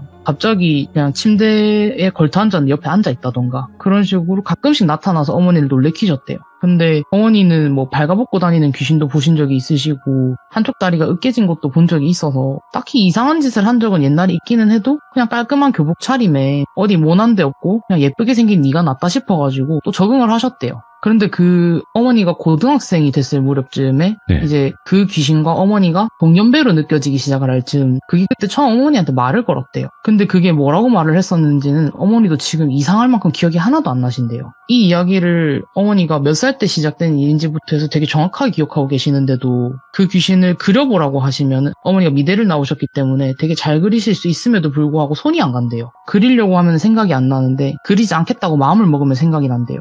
그래서 저한테도 그게 생김새가 무서운 건 절대 아니다. 진짜 예뻤다. 근데 너한테 묘사를 해주려고 하면은 기억이 안 난다. 그래서 그게 무서워서 말을 못 해주겠다라고 하시더라고요. 그리고 그게 분명 무슨 말을 했는데 딱 그것의 대사만 도려나간 것처럼 그 말이 하나도 기억이 안 난대요. 예. 근데 그것이 어머니한테 말을 걸기 시작을 했는데 그냥 드문드문 주제가 뭐였는지만 기억이 나는 걸로 얘기를 해주시면은 학교 가는 길에 여기 말고 오늘은 다른 데로 가라던가 저 친구랑 어울려 놀지 말라던가 뭐 그런 식의 자꾸 조언을 하더래요, 어머니한테. 예. 어머니는 저게 뭘 원하는 건지 왜 나한테 붙어가지고 거의 8년에서 9년 가까운 시간 동안을 맴도는 건지 영 모르겠다 싶기도 하는데 뭐 그 귀신이 뭔가 살기가 느껴진다던가 그런 게 없어서 그냥 또 익숙함이 무섭다고 내버려 두셨대요. 그게 말을 걸든가 말든가. 네. 근데 가끔은 또 걔가 없으면 서운할 때도 있을 정도로 되게 자주 나타났었대요. 근데 어느 순간부터는 그것이 친구들하고 어머니가 막 떠들고 놀고 있으면은 그 사이에 앉아서 같이 웃고 있을 때도 있고 또 어떨 때는 집에서 가족끼리 막 식사를 하는데 테이블에 같이 앉아 있는 경우도 있고 점점 그게 어머니 일상에 녹아들듯이 그 어머니 주변 사람들 사이에 섞여 앉아 있더래요. 그래서 어머니가 그때부터는 약간 이게 점점 선을 넘네? 라는 생각을 하셨대요. 딱히 크게 뭘 하는 게 아니기는 했었어가지고 당시에 할아버지께서 좀 많이 아프셨어요. 그래서 외할머니를 좀 다른 일로 신경 쓰이게 하고 싶진 않아가지고 말씀을 안 하면서 그걸 가만히 지켜만 보셨대요. 점점 선을 넘는 모습들을. 그러다가 사달이 난 게 그날은 어머니가 몸이 갑자기 너무 안 좋아가지고 학교를 쉬고 방에 누워 있었는데 누가 방문을 열고 들어와서는 침대 끝에 이제 걸터 앉더래요. 그래서 어머니가 열기운에 눈을 반쯤만 뜨고 이렇게 쳐다보니까 그 여고생 귀신인데 평소에는 항상 은은한 미소를 띤 얼굴이었는데 그날은 무표정을 하고 어머니를 가만히 내려다보고 있더래요. 예. 그래서 어머니는 가뜩이나 아파 죽겠는데 이것까지 왜 연병을 하는 거지 하면서 짜증이 막 나시더래요. 그래서 귀찮은 나머지 그냥 가라는 제스처로 손을 휙휙 내저으셨는데 그게 어머니가 손을 휘두르니까 자기도 똑같이 따라서 손을 휘두르더래요. 그 어머니가 저게 왜 저러지? 하면서 얼굴을 찌푸리니까 똑같이 얼굴을 찌푸리더래요. 그 후에 뭐 어머니가 부스럭거린다던가 그것을 좀 더 자세하게 보려고 주변에 안경을 찾는다던가 하면서 몸을 움직일 때마다 어머니랑 똑같이 행동을 하더래요. 그러고는 한참을 어머니를 따라하다가 어머니 위에 갑자기 자기 몸을 포개듯이 누워버리더래요. 그게 어머니를 쑥 통과해서 지나가는 게 어머니가 느껴지셨는데 어머니가 너무 놀래가지고 몸을 일으켜서 침대 쪽을 바라보셨대요. 그러니까 어머니가 누워있던 자리에 그게 그대로 누워가지고 천장을 보고 베개를 베고 누워있더래요. 가만히 누워서 천장을 보고 있는 그 귀신을 어머니가 멍하게 바라보다가 갑자기 문득 드는 생각이 응? 근데 저게 언제부터 저렇게 생겼었지? 하는 생각이 들더래요. 어머니하고 좀 미묘하게 비슷하게 생겼더래요. 어머니가 말씀하시기를 옛날에는 그게 완전 미인상이라고 했었었는데 그게 어머니가 살짝 복코시거든요. 약간 복코 느낌으로 코도 퍼져 있고 뭔가 남들이 보기에는 자매인가 생각이 들 정도로 미묘하게 어머니랑 닮아 있더래요. 그래서 그때 어머니가 직감적으로 저게 왜 점점 나랑 비슷해져가지? 나랑 하는 행동도 닮았는데? 이 생각을 하다가 머리 안에 누가 정답을 말해준 것처럼 아, 제가 원하는 거는 나랑 똑같아지는 거구나. 이대로 가면은 내가 쟤한테 자리를 뺏길 수도 있겠구나 하는 생각이 갑자기 들더래요. 아무 이유 없이. 그래서 어머니는 바로 이제 할머니한테 가서 말씀을 드렸고 외할머니가 그 얘기를 들으시고 다른 가족분들한테 전화를 몇 통 돌리시더래요. 그러고는 어디 분이 알려주셔가지고 용한 무당집을 찾았다. 지체하지 말고 당장 가보자 해가지고 어머니랑 외할머니는 그 일이 있은 당일에 무당집을 가셨대요. 할머니랑 어머니를 태운 택시가 당집 근처에 닿으니까 이미 누가 마중을 나와 있더래요. 앳된 총각이 긴 코트를 입고 손을 모으고 문 앞에 서 있더니 어머니랑 할머니가 머뭇거리면서 인사를 드리니까 아무 말 없이 인사를 하고는 어머니랑 외할머니를 어떤 방으로 안내를 해주더래요. 근데 그 방은 들어가니까 아무것도 없는 한 3평이 조금 넘어 보이는 작은 방이었는데 어머니랑 외할머니가 그곳에 앉아서 거의 2시간을 기다리셨대요. 그걸 한참을 기다리니까 무복을 입은 어떤 여성분이 문을 열고 들어오시면서 많이 기다렸죠 하면서 들어오더래요. 그래서 그분이 얘기는 이미 들어서 알고 있고 이것저것 비방칠 게 있어가지고 시간이 좀 오래 걸렸다 라고 하면서 어머니를 이렇게 바라보시더니 자기 방으로 가서 얘기를 하자 하더래요. 그래서 어머니랑 외할머니를 데리고 그분이 방 밖으로 나서셨는데 그 무당이 계속 가면서 먼 거리도 아닌데 계속 하늘이나 땅 같은 곳들을 두리번거리면서 걸어가더래요. 왜 저러는 거지 싶어가지고 어머니가 한 번은 그 무당이 갑자기 딱 쳐다보는 것을 어머니도 쳐다봤는데 그 여고생이 담장 밖에 서 있더래요. 그래서 어머니는 다시 시선을 떼고 그 무당분이 머리를 틀어 올린 그 꼭지만 바라보면서 걸어가셨대요. 무당분을 따라서 방에 들어가니까 무당분이 어머니께 하시는 말씀이 밖에 있는 저거 좋은 거 아니라고 학생 키워서 잡아먹으려던 거라고 말을 하더래요. 아주 옛날에 학생이 저거를 처음 봤을 때 조치를 취했었으면 괜찮았을 텐데 저게 시간이 너무 지나가지고 간단하게는 끝날 수가 없다 하면서 근데 저거 물에 젖어 있는 거 보면은 원래 육지에 살던 애가 아니지? 라고 하더래요. 그래서 어머니가 그거를 처음 제대로 어디서 봤는지 그것이 무슨 행동을 했었는지 같은 것들을 다시 아주 옛날 일부터 상세하게 설명을 드리니까 무당분이 고개를 갸웃거리면서 근데 저게 어떻게 너한테 엎혀서 육지로 나왔는지는 너무 오래전 일이라서 나도 함부로 예측하기가 어렵다. 무당들이 하는 일 중에서도 제일 어려운 게 귀신을 얻고 바다를 건너는 일도 있는데 그걸 너가 어떻게 한 걸까? 이러면서 뭔가 쟤랑 너 사이에 연결고리가 있는 건 확실한 것 같다. 근데 이대로 두면 너가 빙의가 되거나 뭐 어떻게 될지 모르겠으니까 저게 좀 본격적으로 행동을 하기 전에 한을 풀어서 하늘로 올려보내거나 아니면 다른 조치를 취해야 된다고 말씀을 하더래요. 네. 그래서 어머니는 외동딸이 좀 잘못될 수도 있다 하시니까 외할머니께서는 바로 굿을 해도 상관없다. 굿이라도 해달라 했고 무당분께서도 오케이를 하셔가지고 며칠이 지나고 간단한 굿을 치렀대요. 근데 어머니가 굿판은 자세히 묘사를 해주실 수가 없었던 게 이상하게 그 굿판에 있는 내내 온몸이 너무 아팠대요. 누가 살을 자꾸 떼서 가져가는 것처럼 살갗이 너무 아프고 어지러워가지고 굿판 내내 정신을 거의 반쯤 빼고 계셨는데 그 굿의 결과만 그래서 말씀을 드리면은 네. 굿이 반만 성공했대요. 오. 생각했던 것보다도 더 그 무당분 혼자서 힘으로 끝마치기에는 좀 어려운 부분들이 많이 있었대요. 저는 무속 언어를 몰라서 설명을 드릴 수 없지만 그래서 그 영이 하늘로 올라가는 일은 끝까지 거부를 했대요.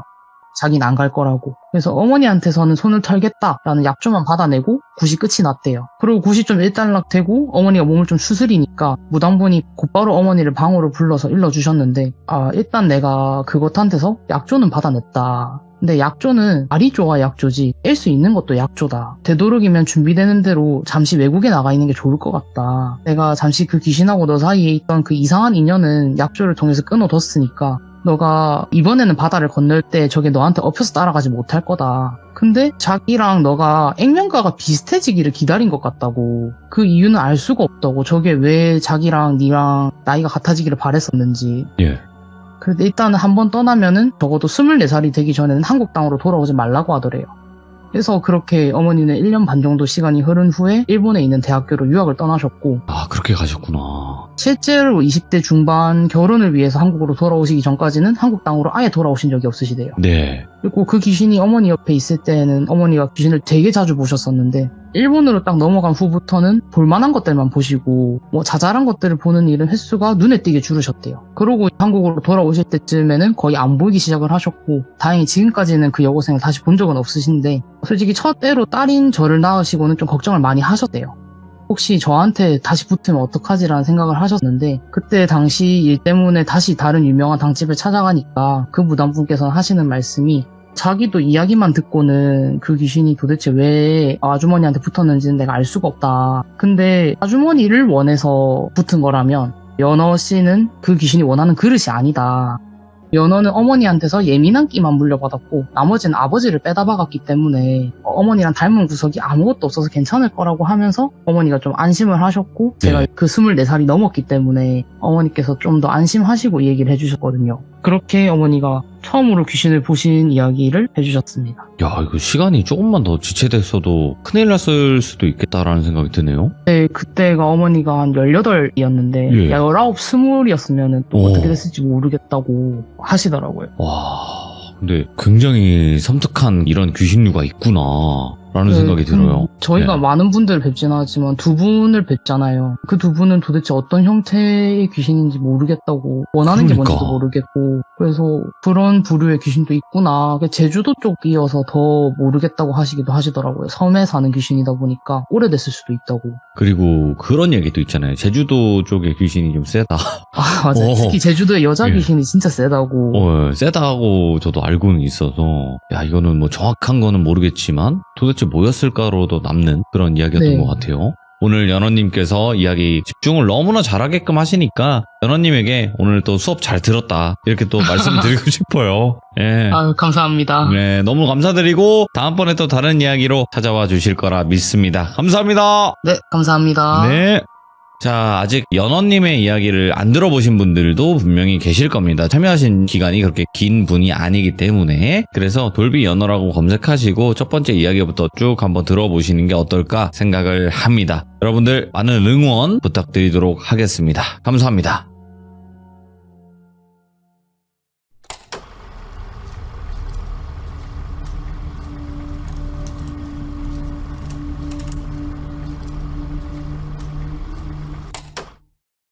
자, 여러분들 안녕하십니까. 이번 이야기는 시청자 연원님께서 시들무에 찾아와 주셨습니다. 오늘 연원님께서 해주실 이야기는 아마도 귀신 이야기가 되겠죠. 왜냐? 연원님은 귀신을 느끼시니까요. 자, 그러면 빠르게 만나보도록 하겠습니다. 네, 여보세요? 연원님 안녕하세요. 안녕하세요. 또 한 주가 지났습니다. 아, 일주일 만에 또 뵙네요. 아니, 이게 시간이 좀 요즘 따라 빨리 지나가는 것 같네요. 저 눈 감았다 뜨면 시참날이네요. 아유, 감사합니다. 자, 오늘 연어님께서 해주실 이야기가 대부분 연어님을 잘 모르시는 분들도 계실 수도 있잖아요. 아, 네. 간단하게 본인이 어느 정도 느끼고 어느 정도 보는지 정도를 말씀 한 번만 해주시고 시작을 해주시면 되게 좋을 것 같아요. 아, 네, 알겠습니다. 네네네. 자, 그러면 바로 출발을 해보도록 하겠습니다. 렛츠가! 길이십니다. 연어예요.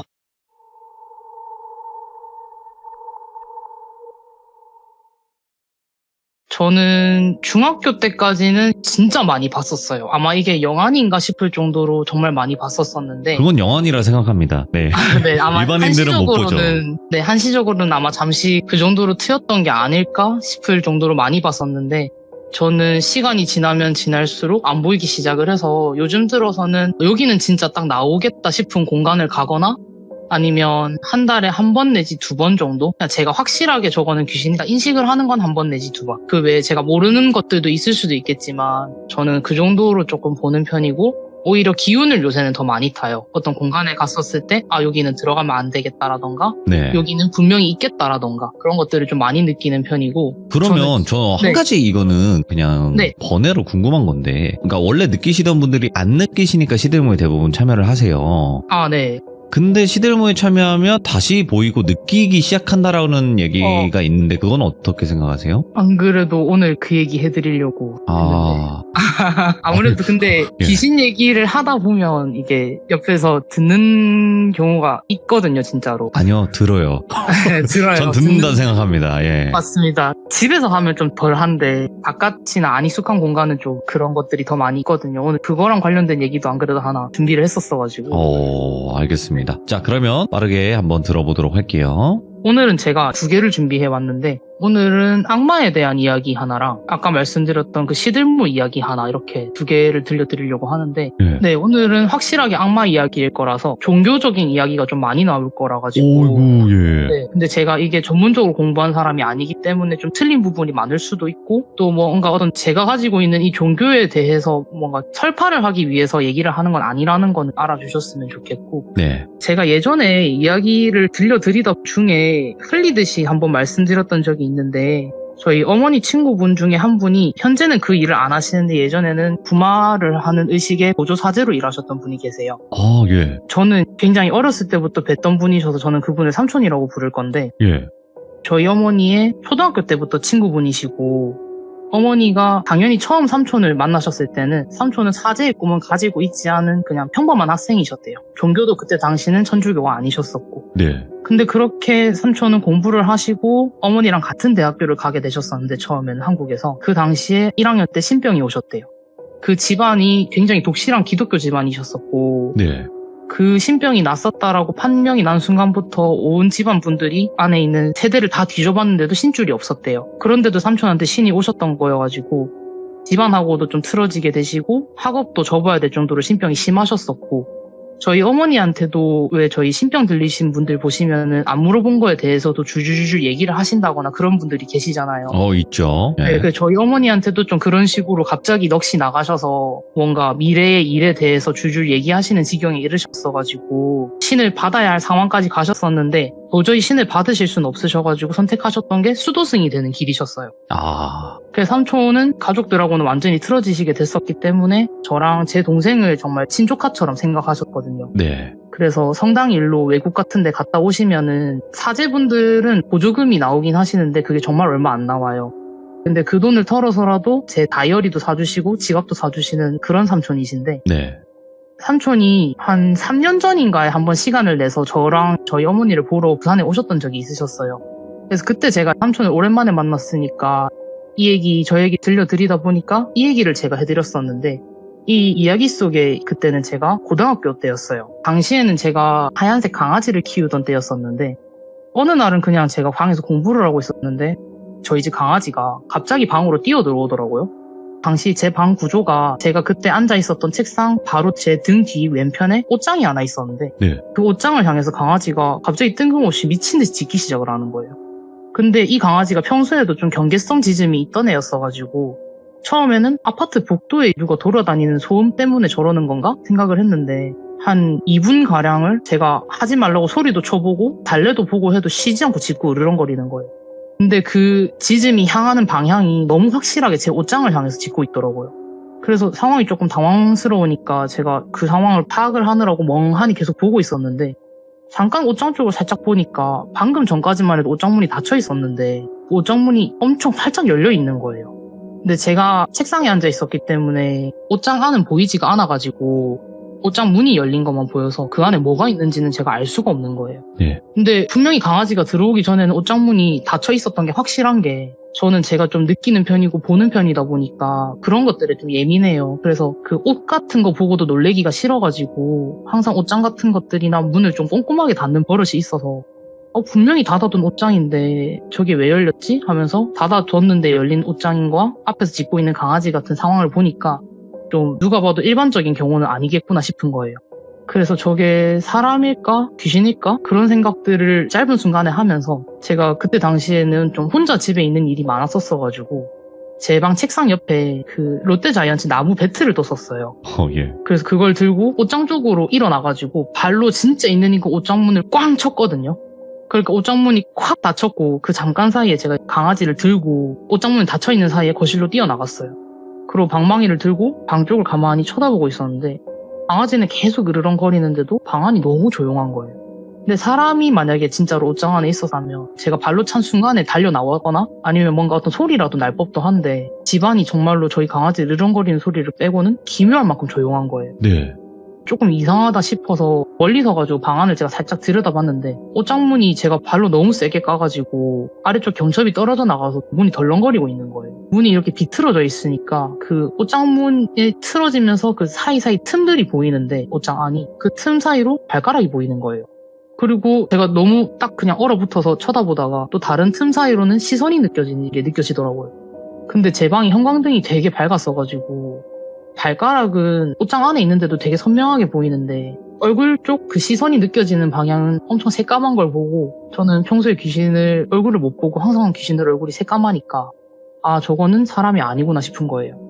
일단은 다시 도망쳐 나온 다음에 사람이 아니면은 강도질을 당할 일은 없겠지만은 저 귀신은 또 귀신대로 무섭잖아요. 그리고 저희 집을 나가려면은 제 방문 앞을 지나갔어야 돼가지고 나갈 길이 없더라고요. 네. 그래서 어떻게 하지 하면서 생각을 하다가 이게 생전 처음 갑자기 그런 생각이 든 거예요. 기도라도 드려볼까 싶더라고요. 상황을 모면하고 싶어서 어린 마음에 공포심 속에서 급하게 생각해낸 방법이었는데, 제가 이전에 말씀드렸었던 그 귀신을 보는 그런 것과 관련된 여러 이유 때문에 그때 당시가 딱 천주교 세례를 받은 지가 얼마 안 됐을 때였어요. 그래서 주기도문은 제가 다 외우지를 못하고 있던 상황이었는데 그 당시에 제가 검은 사제들이라는 영화에 엄청 꽂혀 있었거든요. 오, 저도 재밌게 봤죠. 예. 그 영화에 부마의식을 시작하기 전에 나오는 기도문이 있어요. 예. 성 미카엘 대천사께 드리는 기도라고 해가지고 모든 구마의식은 치러지기 전에 그 기도를 올려요. 네. 제가 일단 그게 구마의식에 쓰는 기도문이라는 걸 알고 있었고 또 그 당시에 배우 강동원 님이 그 기도를 라틴어로 하시는데 그 신이 너무 멋있는 거예요. 제가 좀 들으시기에 진짜 특이한 사람이다 생각하실 수는 있겠지만은 그 기도가 너무 멋있어가지고 주기도문은 다 못 외우면서 그 미카엘 대천사께 드리는 기도문 전문을 라틴어로 외우고 있었어요.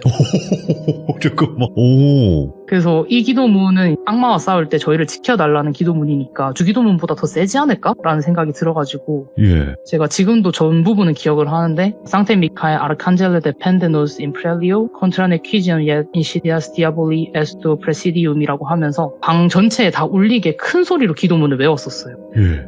강아지 짖는 소리랑 같이 기도문을 엄청 크게 외웠었는데 어느 순간부터 갑자기 강아지가 조용한 거예요. 갑자기 강아지가 차분해지면서 그냥 물을 마시러 가더라고요. 아무 일도 없었다는 듯이. 이제 괜찮은 건가 하면서 한 번 더 저는 방금 말씀드렸던 그 기도문을 한 번 더 크게 외우고 다시 제 방을 살짝 보니까 옷장문이 그새 다 떨어져가지고 덜렁거리는데 옷장 안에는 옷 외에는 아무것도 없는 거예요. 그래서 솔직히 무서우니까 그 후에도 부모님이 오시기 전까지는 방에 못 들어갔었는데 그래도 당시에는 와 기도가 진짜 통하는구나 뭐 그런 생각들을 하면서 엄청 신기해하고 좀 저한테는 특이한 경험이었거든요. 예. 그래서 저는 그런 공포스러운 상황 속에서 기도를 통해서 이렇게 극복해냈다라고 사제가 되신 삼촌한테 말씀을 드리면 좀 칭찬을 받을 것 같아서 이 얘기를 드렸는데 삼촌 표정이 엄청 안 좋으신 거예요. 삼촌이 한참 말을 안 하시더니 생각을 하시는 듯 하다가 입을 열고 하시는 말씀이 연어야 그런 기도는 너가 함부로 올리는 게 아니다 라고 하시더라고요. 그렇지. 예. 근데 그러고 말을 이어붙이시는 게 연어야 너는 악마를 믿냐? 근데 저는 그때까지만 해도 악마는 그냥 영화 속에 나오는 존재가 아닐까 하는 생각을 많이 했었어요. 일단 본 적도 없고 느껴본 네. 적이 없으니까. 그래서 제가 그냥 아니요? 하고 대답을 하니까 삼촌은 제 어깨를 잡고 너 방금 그렇게 큰 소리로 아니라고 대답했던 거 여기가 한국이라는 거에 감사하게 생각해라는 거예요. 그러고 나서 그럼 귀신은 믿니? 이렇게 물으시는데 제가 보니까 당연하죠 하고 대답을 했죠. 그러니까 삼촌이 악마도 귀신도 신도 모두 존재한다고 삼촌은 믿는 사람이다. 나는 이 길을 걷게 된 이상 다른 신을 섬길 수 없고 믿어서도 안 되지만 나는 온 가족이 내가 미쳤다고 주장했었던 그때에도 잠시지만 내가 받았어야 했었던 그 신을 만난 적이 있었다. 그래서 나는 한국에 신들이 존재한다는 것은 믿는다. 근데 다만 섬길 수 없을 뿐이다. 그리고 마찬가지로 그래서 악마도 귀신도 존재한다. 악마는 아주 오래전에 우리가 추정할 수도 없고 넘겨짚을 수도 없는 시대부터 존재해 왔었고 선과 악의 경계가 흐릿했던 시기에도 굉장히 뚜렷한 악의 형태로 존재했던 존재들이다. 근데 그런 존재들을 너까지 인간이 부정하는 것만큼 위험한 일이 있겠냐. 너가 했던 그 행동, 아무 귀신이나 붙잡고 네가 그런 엄청난 기도를 했었던 그 행동이 그게 진짜 귀신이 아니고 악마였었다면은 나는 니를 지금 이 자리에서 볼 수 없었을 거라고 생각을 한다라고 하시는 거예요. 그리고 삼촌이 제가 한 행동이 얼마나 무모한 일이었었는지 그리고 그럴 땐 이제 앞으로 어떻게 해야 되는지를 한참을 설교를 하셨고 예. 제가 설교를 한참 듣고 난 다음에 좀 궁금하더라고요. 삼촌이 어떤 식으로 악마를 믿게 되신 건지. 그래서 제가 그럼 삼촌 악마에 대한 이야기 들려주실 수 있겠냐 하고 제가 물었었어요. 네. 그러니까 삼촌이 본인이 참여하셨었던 구마나 혹은 다른 구마자분들의 이야기는 침묵해야 되기 때문에 해줄 수가 없지만 찐이다. 오. 개인적으로 겪은 일은 이야기를 해줄 수 있다고 하시면서 예. 삼촌이 본인이 악마를 경험한 이야기를 해주셨어요. 네. 그때를 정확하게 기억을 하시는 게 그 해가 제가 태어났던 해래요. 그 20년도 전에 있었던 일인데 삼촌은 그때 당시에 제가 태어났었을 때는 외국에 있는 한 수도원에서 무건수행을 하시던 중이셨대요. 그러다가 어느 날 어머니에게 국제편지가 왔는데 몇 년 만에 어머니한테 소식이 전해졌었대요. 그래서 어머니의 편지를 열어보니까 뭐 잘 지내냐, 못 본 지 벌써 한 2, 3년 정도 됐네. 나는 그 사이 첫째 아이가 태어났는데 시어머니가 아이의 세례명을 미리 정해줬으면 좋겠다고 하셨다. 그래서 나는 너가 이거를 정해줬으면 좋겠다. 그러고 뭐 너도 한국으로 돌아왔을 때 시간이 나면은 세례명과 함께 우리 딸을 보러 와주면 좋겠다. 뭐 건강하게 지내라. 이런 식으로 편지를 어머니가 보내셨었대요, 삼촌한테. 근데 삼촌은 그 편지를 읽고 오래된 친한 친구의 아이 소식도 기쁘셨고 또 아이의 세례명을 골라줄 생각에 되게 신이 나셨었대요. 그래서 세례명을 뭘 해주면 좋을까? 우리 연어한테 어떤 세례명을 지어주는 게 제일 예쁠까 같은 그런 생각들을 하시면서 무건수행 중이시기 때문에 침묵 기도를 올리시고 방으로 돌아가셨대요, 한밤중에. 낡은 침대에 몸을 눕히고 잠이 드셨는데 그날 밤에 좀 되게 이상한 꿈을 꾸셨대요. 꿈속에서는 삼촌이 그냥 평상시처럼 새벽 기도를 알리는 종소리 때문에 눈을 뜨셨는데 그 삼촌 방이 되게 작았대요. 그 한켠에 거울이 하나 있어가지고 새벽 기도를 드리러 가기 전에 옷 매무새를 좀 단정히 하시려고 자리에서 일어나셨는데 거울 속에 삼촌이 얼굴에는 하얗게 분칠을 하고 옷은 한복을 입고 있더래요. 지금 생각해보면 그게 무복인 것 같아요. 그리고 그 모습에 놀란 삼촌이 다급하게 이 분칠이라도 지우려고 세면대로 딱 몸을 움직이려고 하는데 꿈속에서 몸이 안 움직이더래요. 그냥 그 거울 앞에서 본인 모습을 계속 본 채로 몸이 뻣뻣하게 굳어 있는데 그 거울 속에 비친 침대 위에 누군가가 걸터 앉아 있더래요. 그 누군가는 한참을 그냥 침대에 걸터 앉아가지고 삼촌을 바라보는데 그 존재는 얼굴은 새까매서 어디가 눈이고 어디가 입인지도 구분이 안 가고 특이하게도 사제복을 입고 있었는데 거기는 수도원이기 때문에 사제복을 입으신 분은 안 계세요. 근데 그 사제복의 목에 있는 하얀색 카라를 뺀 상태로 앉아있더래요. 그러고는 그런 옷을 입으신 분이 삼촌한테 말을 거는데 처음에는 중국어 같은 말로 말을 걸더래요. 그 다음에는 다른 여러 나라 말을 하더래요. 라틴어도 했다가 독일어도 했다가 뭐 영어도 했다가 그런 다양한 언어를 쓰더니 끝에는 한국말로 삼촌한테 하는 말이 그러게 종이나 흔들면서 살지 그랬어 라고 하더래요. 그래서 그 말을 듣고 삼촌은 잠에서 깨셨대요. 잠에서 깼는데 그 사이에 가위 눌린 것처럼 몸이 꼼짝을 안 하더래요. 눈을 뜨니까. 근데 이게 평소에 삼촌도 가위를 여러 번 눌러보셨는데 그냥 가위를 눌리는 느낌이 아니라 지구가 삼촌을 잡아당기고 있는 것 같은 그런 느낌이 들더래요. 그래서 온몸의 살이 땅으로 이렇게 잡혀서 끌려 내려가는 듯한 느낌이 들면서 눈이랑 머리가 너무 아픈데 그래도 삼촌은 무건수행 중이셨었기 때문에 비명도 못 지르시고 그냥 꼭 참으셨대요. 그리고 그냥 머릿속으로 기도를 드리면서 마음을 좀 다스리려고 노력을 하셨는데 그때 다시 아까 꿈속에서 들었던 목소리가 삼촌한테 다시 말을 걸더래요. 지금이라도 가서 종이나 흔들어 라고 하더래요. 근데 삼촌은 이 목소리가 삼촌은 흉내 낼 수 없을 정도로 섬뜩하고 뭔가 인간이 낼 수 있는 소린가 하는 듯한 그런 이상한 목소리라는 느낌이 들더래요. 그리고 지금이라도 가서 종이나 흔들으라는 말이 한때는 신내림을 받았었어야 됐던 삼촌을 조롱하는 의미라는 건 확실했었기 때문에 삼촌이 욱하는 마음에 지고 싶지가 않더래요. 그리고 저게 사람이 아니라는 게 느껴지더래요. 그래서 그냥 삼촌이 입을 꼭 닫고 그냥 머릿속으로 계속해서 기도를 드리면서 그 존재를 무시하려고 하셨는데 그 존재는 삼촌한테 그 말이 안 먹히니까 그 후부터는 삼촌을 비난도 했다가 조롱도 했다가 막 삼촌을 비웃더래요. 너가 왜 예수 그리스도 같은 걸 믿는 거냐고 막 비웃다가 갑자기 삼촌한테 삼촌 가족 얘기를 하더니 제 얘기를 꺼내더래요.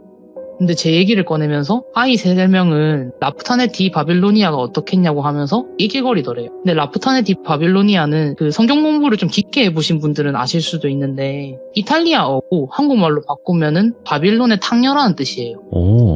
악을 상징하는 여러 이름들 중에 하나인 거거든요. 그래서 이거는 세례명으로 쓸 수가 없고 사람한테 써서는 안 되는 말이에요. 그래서 삼촌이 저 존재가 내가 아까 낮에 했었던 생각까지 읽었구나라는 생각이 들더래요. 그러면서부터 삼촌이 겁이 나기 시작을 했는데 그 존재가 삼촌이 겁을 먹은 걸 눈치를 챘는지 그때부터는 삼촌이 가지고 있는 남한테는 말하기 싫은 비밀들부터 고해실에서 본인이 지은 죄를 고해하면서 썼던 말들까지 삼촌의 귓가에다가 막 읽기 시작을 하더래요. 그거랑 한참을 삼촌이 거의 몇 시간의 실랑이를 하시다가 날이 밝아서 기상 시간 알리는 종이 딱 울리자마자 가위 같은 그것에서 풀려나셨대요. 그래서 자리에서 일어나서 바로 거울부터 확인을 하셨는데 거울 속에는 분칠을 안 한 그냥 원래의 삼촌 모습이 그대로인데 밤새 그 입술을 너무 꽉 물어가지고 아랫입술이 다 찢어지고 터져 있더래. 근데 삼촌은 지난밤에 있었던 일이 너무 기묘하니까 그 수도승 중에서도 되게 연세가 많으신 분한테 찾아가가지고 필담으로 이런 일이 있었다라고 전달을 드리니까 그분이 삼촌한테 잘했다라는 말을 하시더래요. 잘 참았다고. 근데 자기가 확실하게 생각을 하는 건지는 모르겠지만 감히 말하자면 너가 지난밤에 본 게 우리가 항상 성경에서 경계하라고 하는 그것일 것이다. 그것은 처음에는 너 꿈처럼 그렇게 가볍게 다가온다. 그리고 조금이라도 현혹되는 순간에 우리 속에 들어와서 몸을 갉아먹고 마음을 갉아먹고 우리를 찢고 잡아먹는다. 그래서 너는 지난밤에 그렇게 큰 싸움을 한 건 아니지만은 어쨌든 그것과 싸워서 이긴 거다.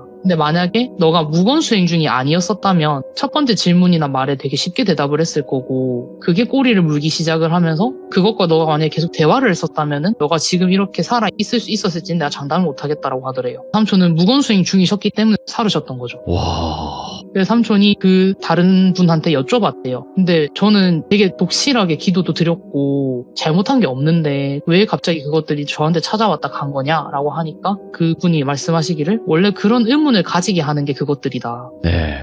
이유도 찾아오는 때도 알 수가 없다. 그래서 우린 그것들을 재앙이나 재난이라고 비유를 한다. 그 얘기를 들으시고 난 후에도 삼촌이 그 수도원에서 지내시는 동안에는 그것이 잊을만 하면 삼촌 꿈에 나타나더래요. 그러고 삼촌을 조롱하고 비난하고 혹은 삼촌이 제일 아끼는 친조카 같은 저나 제 남동생을 들먹이면서 협박 아닌 협박 같은 것들을 하기도 하더래요. 삼촌은 그 싸움 속에서 어떤 계기를 얻으셔가지고 이런 것들에 대해서 공부를 하다가 구마의식을 보조하는 보조사제가 되셨던 건데 몇 번 구마의식에 참여도 하셨었대요. 한국에서도 네. 참여를 하셨었고 외국에서도 참여를 하셨었는데 의식과 관련된 일들은 침묵하셔야 돼가지고 더 말해주진 않으셨는데 제가 좀 이 이야기를 듣다가 맨 마지막에 삼촌이 하신 말 중에 기억이 좀 남았던 게 삼촌이 마지막에 연어야 내가 왜 네 세례명을 못 지어줬는지 알아? 라고 하시더라고요. 예. 그래서 저는 삼촌한테 세례명을 못 받았어요. 그래서 제가 뭔데? 하고 물어보니까 내가 봤었던 그것이 너가 존재한다는 걸 알았기 때문이야. 그래서 나는 내 머릿속에 너 이름을 안 남기고 싶어서 너 이름도 내가 안 지어줬고 난 지금도 그래서 네 세례명을 모르고 앞으로도 모를 거라고 하시면서 이야기를 끝마쳐 주셨습니다. 아니 이 구마사제분들의 이야기는 간간히 나오잖아요. 근데 네. 지금처럼 연어님이 말씀하신 것처럼 함구해야 되는 게 맞아요. 침묵을 해야 되는 게. 네, 그래서 그러니까 너무 개인사회는 비밀스럽게 움직이니까. 네, 함부로 해주실 수도 없고 그렇죠. 제 주변에 그런 일이 있다고 해서 도와주실 수도 없다고 하시더라고요. 근데 저는 이렇게는 들어왔거든요. 연어님처럼 세례받은 지 얼마 안 되신 분들 그리고 네. 이제 신부님이 되는 과정 속에서 이런 시험이라고 해야 되나? 그런 네. 악마들이 이렇게 타겟팅을 해서 그걸 흔들어 놓으려고 한다라는 얘기를 들어본 적은 있거든요. 네, 제일 현혹하기 쉬울 때 현혹시켜놔야 된다고. 네, 안 그러면 네. 너무 깊게 그 종교에 들어가게 되면 자기가 홀릴 사람이 한 명 또 사라지는 거니까. 그쵸. 본인의 세상에 데리고 갈 수 있는 사람이 없어지는 거니까. 그렇죠. 예. 그래서 조심해야 된다고. 예, 대부분 그렇다고 하더라고요. 네, 아마 그래서 삼촌도 보셨을 수도 있는 게 아닐까 하고 제가 그냥 감히 추측을 해보는. 야, 저도 검은 사제들을 되게 감명 깊게 봤지만 거기서 강동원 그분이 보조 사제인 거잖아요. 네, 그쵸. 그분은 네. 신부님이 아니시기 때문에. 저도 그 대사가 생각이 나네요. 사람의 아들아, 그 대사 있잖아요.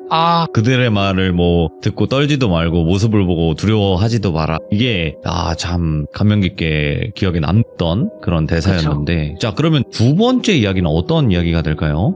두 번째 이야기는 좀 그때 당시에 저는 좀 무서웠었는데 귀족님들이 들으시기엔 좀 웃길 수도 있는 그런 일이었어요. 오? 예? 근데 귀신과 관련된 이야기는 맞아요. 네. 그냥 밖에서 귀신 얘기 잘못하면은 이런 일도 있을 수도 있다 하면서 좀 경고성으로 그냥 들려드리는 이야기인데 네. 이게 저번 주에 있었던 일이에요. 저번 주에 제가 시참을 수요일에 했었잖아요. 그 시참한 직후에 1시간 안에 일어난 일이었거든요. 제가 밖에 돌아다니면서 귀신 얘기를 하는 걸 진짜 싫어해요. 꺼려하는 편이고 저는 극단적으로 다 차단하는 스타일이어서 밖에서는 라디오도 안 듣거든요. 영화도 안 보고.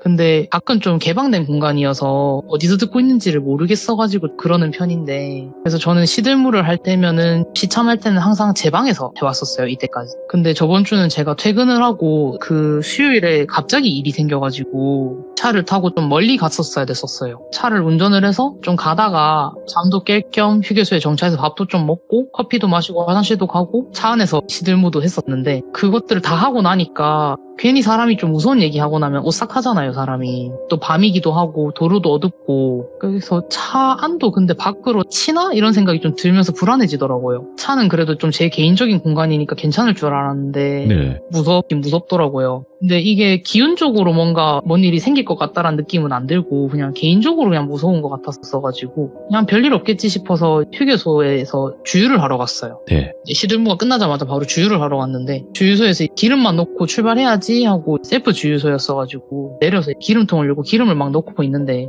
진짜 흘끗 본 거기는 한데 제 차가 썬팅이 좀 짙어가지고 밤에 보면은 안이 좀 잘 안 보여요. 네. 근데 누가 뒷자리에 앉아있는 걸 제가 잠깐 봤었거든요. 그래서 잘못 봤나? 하고 차 주유구 열고 기름을 넣으면서 계속 안을 쳐다봤어요. 근데 이게 썬팅이 짙은 차도 가까이서 보면 보이니까 아예 차 창문에다가 눈을 갖다 붙이고 봤는데 아무것도 없더라고요. 그래서 그냥 어디 내가 비친 사람 같은 걸 잘못 봤나 보다 그런 생각을 하면서 주유를 다 하고 차를 출발을 시켰어요. 한참 운전을 하면서 가고 있는데 이 뒤통수 쪽 머리카락이 계속 서는 거예요. 계속해서 뒤에서 그 좀 찝찝한 느낌이 들면서 좀 쎄한데 생각을 하는데 이게 문제가 뭐였냐면은 제 차는 그 백미러에 거울 대신에 후방 카메라가 달려 있어요. 그래서 주행 중에도 항상 후방 카메라가 켜져 있기 때문에 그 차 뒷좌석을 제가 거울로 볼 수가 없어요. 그러고 또 운전 중이니까 고개를 돌려서 뒤를 볼 수도 없으니까 이 사람이 미치겠는 거예요. 네. 그래서 뒤에서 계속 저를 쳐다보는 느낌이 분명히 드는데 이거 어떡하지 하는데 계속 신경을 쓰이니까 이러다가 사고 나겠다 싶은 거예요. 그래가지고 그냥 다음에 휴게소든 졸음쉼터든 나오면은 잠깐 차를 세웠다가 가야겠다. 내가 무서운 얘기 그거 조금 했다고 또 그새를 못 참고 차에 탔는가 보다. 그런 생각 같은 것들을 하면서 사실은 무서우니까 또 고속도로인데도 불구하고 제가 창문도 열고 노래 들으면서 달렸거든요. 뒤에는 계속 그런 느낌이 드는 상태로 한참을 조금 운전을 하니까 졸음쉼터가 있다는 표지판이 보였고 여전히 뒤통수는 계속 누가 쳐다보는 것처럼 따끔거려서 졸음쉼터를 향해서 엑셀을 엄청 밟았어요. 예. 도착을 하니까 졸음쉼터에 사람이 한 2명, 3명 정도 정차하고 담배를 피우고 계시더라고요. 또 아무도 없으면은 또 아무도 없는 대로 무서워가지고 그냥 가려고 했었는데 사람이 있으니까 다행이다 하고 차를 세우고 제가 내리자마자 바로 차 뒷문을 열었어요. 차 안에 아무도 없더라고요. 그래서 진짜 잘못 봤고 그냥 내가 무서운 얘기를 하면 안 된다는 그 강박감 때문에 그냥 착각을 한 건가 싶어가지고 본 사람도 없는데 무안한 거예요. 근데 또 혹시 모르니까 그냥 차 뒷문을 열어놓고 목적지에서 기다리고 있을 제 친구한테 전화를 걸었어요. 나 뭐 차에 문제가 좀 생겨서 잠깐 정차했다 갈 거라서 한 10분 늦을 것 같다. 뭐 어디 카페 같은 데 들어가 있어 하면서 이런 얘기를 하면서 잠깐 정신이 팔렸었는데 제가 전화를 하면은 걷는 습관이 있어가지고 네. 차에서 조금 멀리 떨어져 있었거든요. 걷다 보니까. 그러다가 제가 뒤를 딱 돌아봤는데 제가 평소에는 일부러 그런 존재들을 선명하게 보는 게 싫어가지고 안경을 벗고 다녀요. 시력이 안 좋아도. 근데 운전 중이었어서 제가 안경을 끼고 있었거든요. 그날은. 네. 그래서 평소보다 좀 더 선명하게 본 게 제가 차 문을 열어놨었잖아요. 근데 그 뒷좌석에서 어떤 아저씨가 내리는 거예요. 내리면서 저를 한번 쓱 쳐다보더니 다다닥 뛰어가지고는 그 졸음쉼터 바로 옆이 숲인데 그 숲 안으로 쑥 들어가서 사라지시는 거예요. 그래서 제가 좀 뻥쳐가지고 그 친구가 막 전화로 뭐라 하는데도 야 그냥 끊어봐봐 하고 잠깐 서 있었는데 예. 그게 분명히 제 차 뒷좌석에서 내린 게 맞거든요. 그래서 아까부터 뒤에서 쳐다보던 게 저 귀신이구나 하는데 갑자기 머리 안에 드는 생각이 저거 다시 오기 전에 빨리 출발해야 될 것 같은데? 그 생각이 들어가지고 그냥 제가 뒷좌석만 급하게 한 번 더 확인을 하고 문 닫고 바로 시동 걸고 출발을 했어요. 그러고 나서부터는 그 뒷좌석에 시선감이 좀 안 느껴져가지고 진짜 타고 있었네 생각을 하면서 운전을 마저 했는데 그날 제가 그 고속도로 위에서 다른 것도 하나 더 봤거든요. 그래가지고 네네. 그 뒷자리 귀신은 귀신 얘기 들으러 왔다가 차에 잘못 타가지고 저한테 한 20분가량 납치당해 오신 영가분이신데 예. 다른 하나는 그 귀신이 제 차에서 내리시고 한참 또 목적지까지는 거리가 많이 남았었가지고 운전을 해서 가고 있었는데 한참 캄캄한 고속도로를 운전하다 보니까 저기 멀리에 고속도로 다녀보신 분들은 아실 텐데 사람 모양 표지판 있잖아요. 공사할 때 쓰는 그 표지판이 한밤중에 더 있더라고요. 그래서 이거 마네킹 같은 거 공사장 옷 같은 거 입혀놓고 세워놓기도 하니까 앞에 공사하나 보다 싶어서 제가 밤이니까 시야 확보도 안 되고 해서 속도를 줄이고 1차선으로 차선을 변경을 했어요. 네. 근데 뭐 어둡기도 하고 차가 한 대도 없어서 제가 그때 쌍라이트를 켜고 있었거든요. 자동차를. 근데 그게 멀리서 볼 때는 분명히 그게 그냥 마네킹 같은 건가 했는데 점점 가까이 가서 보니까 그 트렁크 반스에다가 러닝을 입으신 할아버지가 신발도 안 신고 계셨어요. 뭐야? 그냥 갓길에 양팔하고 양다리를 그 팔 벌려 뛰기 하는 자세로 대자로 서 계시더라고요. 그래서 저도 너무 놀래가지고 저도 모르게 속력을 올렸어요. 그러고는 그냥 그 자리를 벗어났는데 치매 할아버님이실 수도 있잖아요.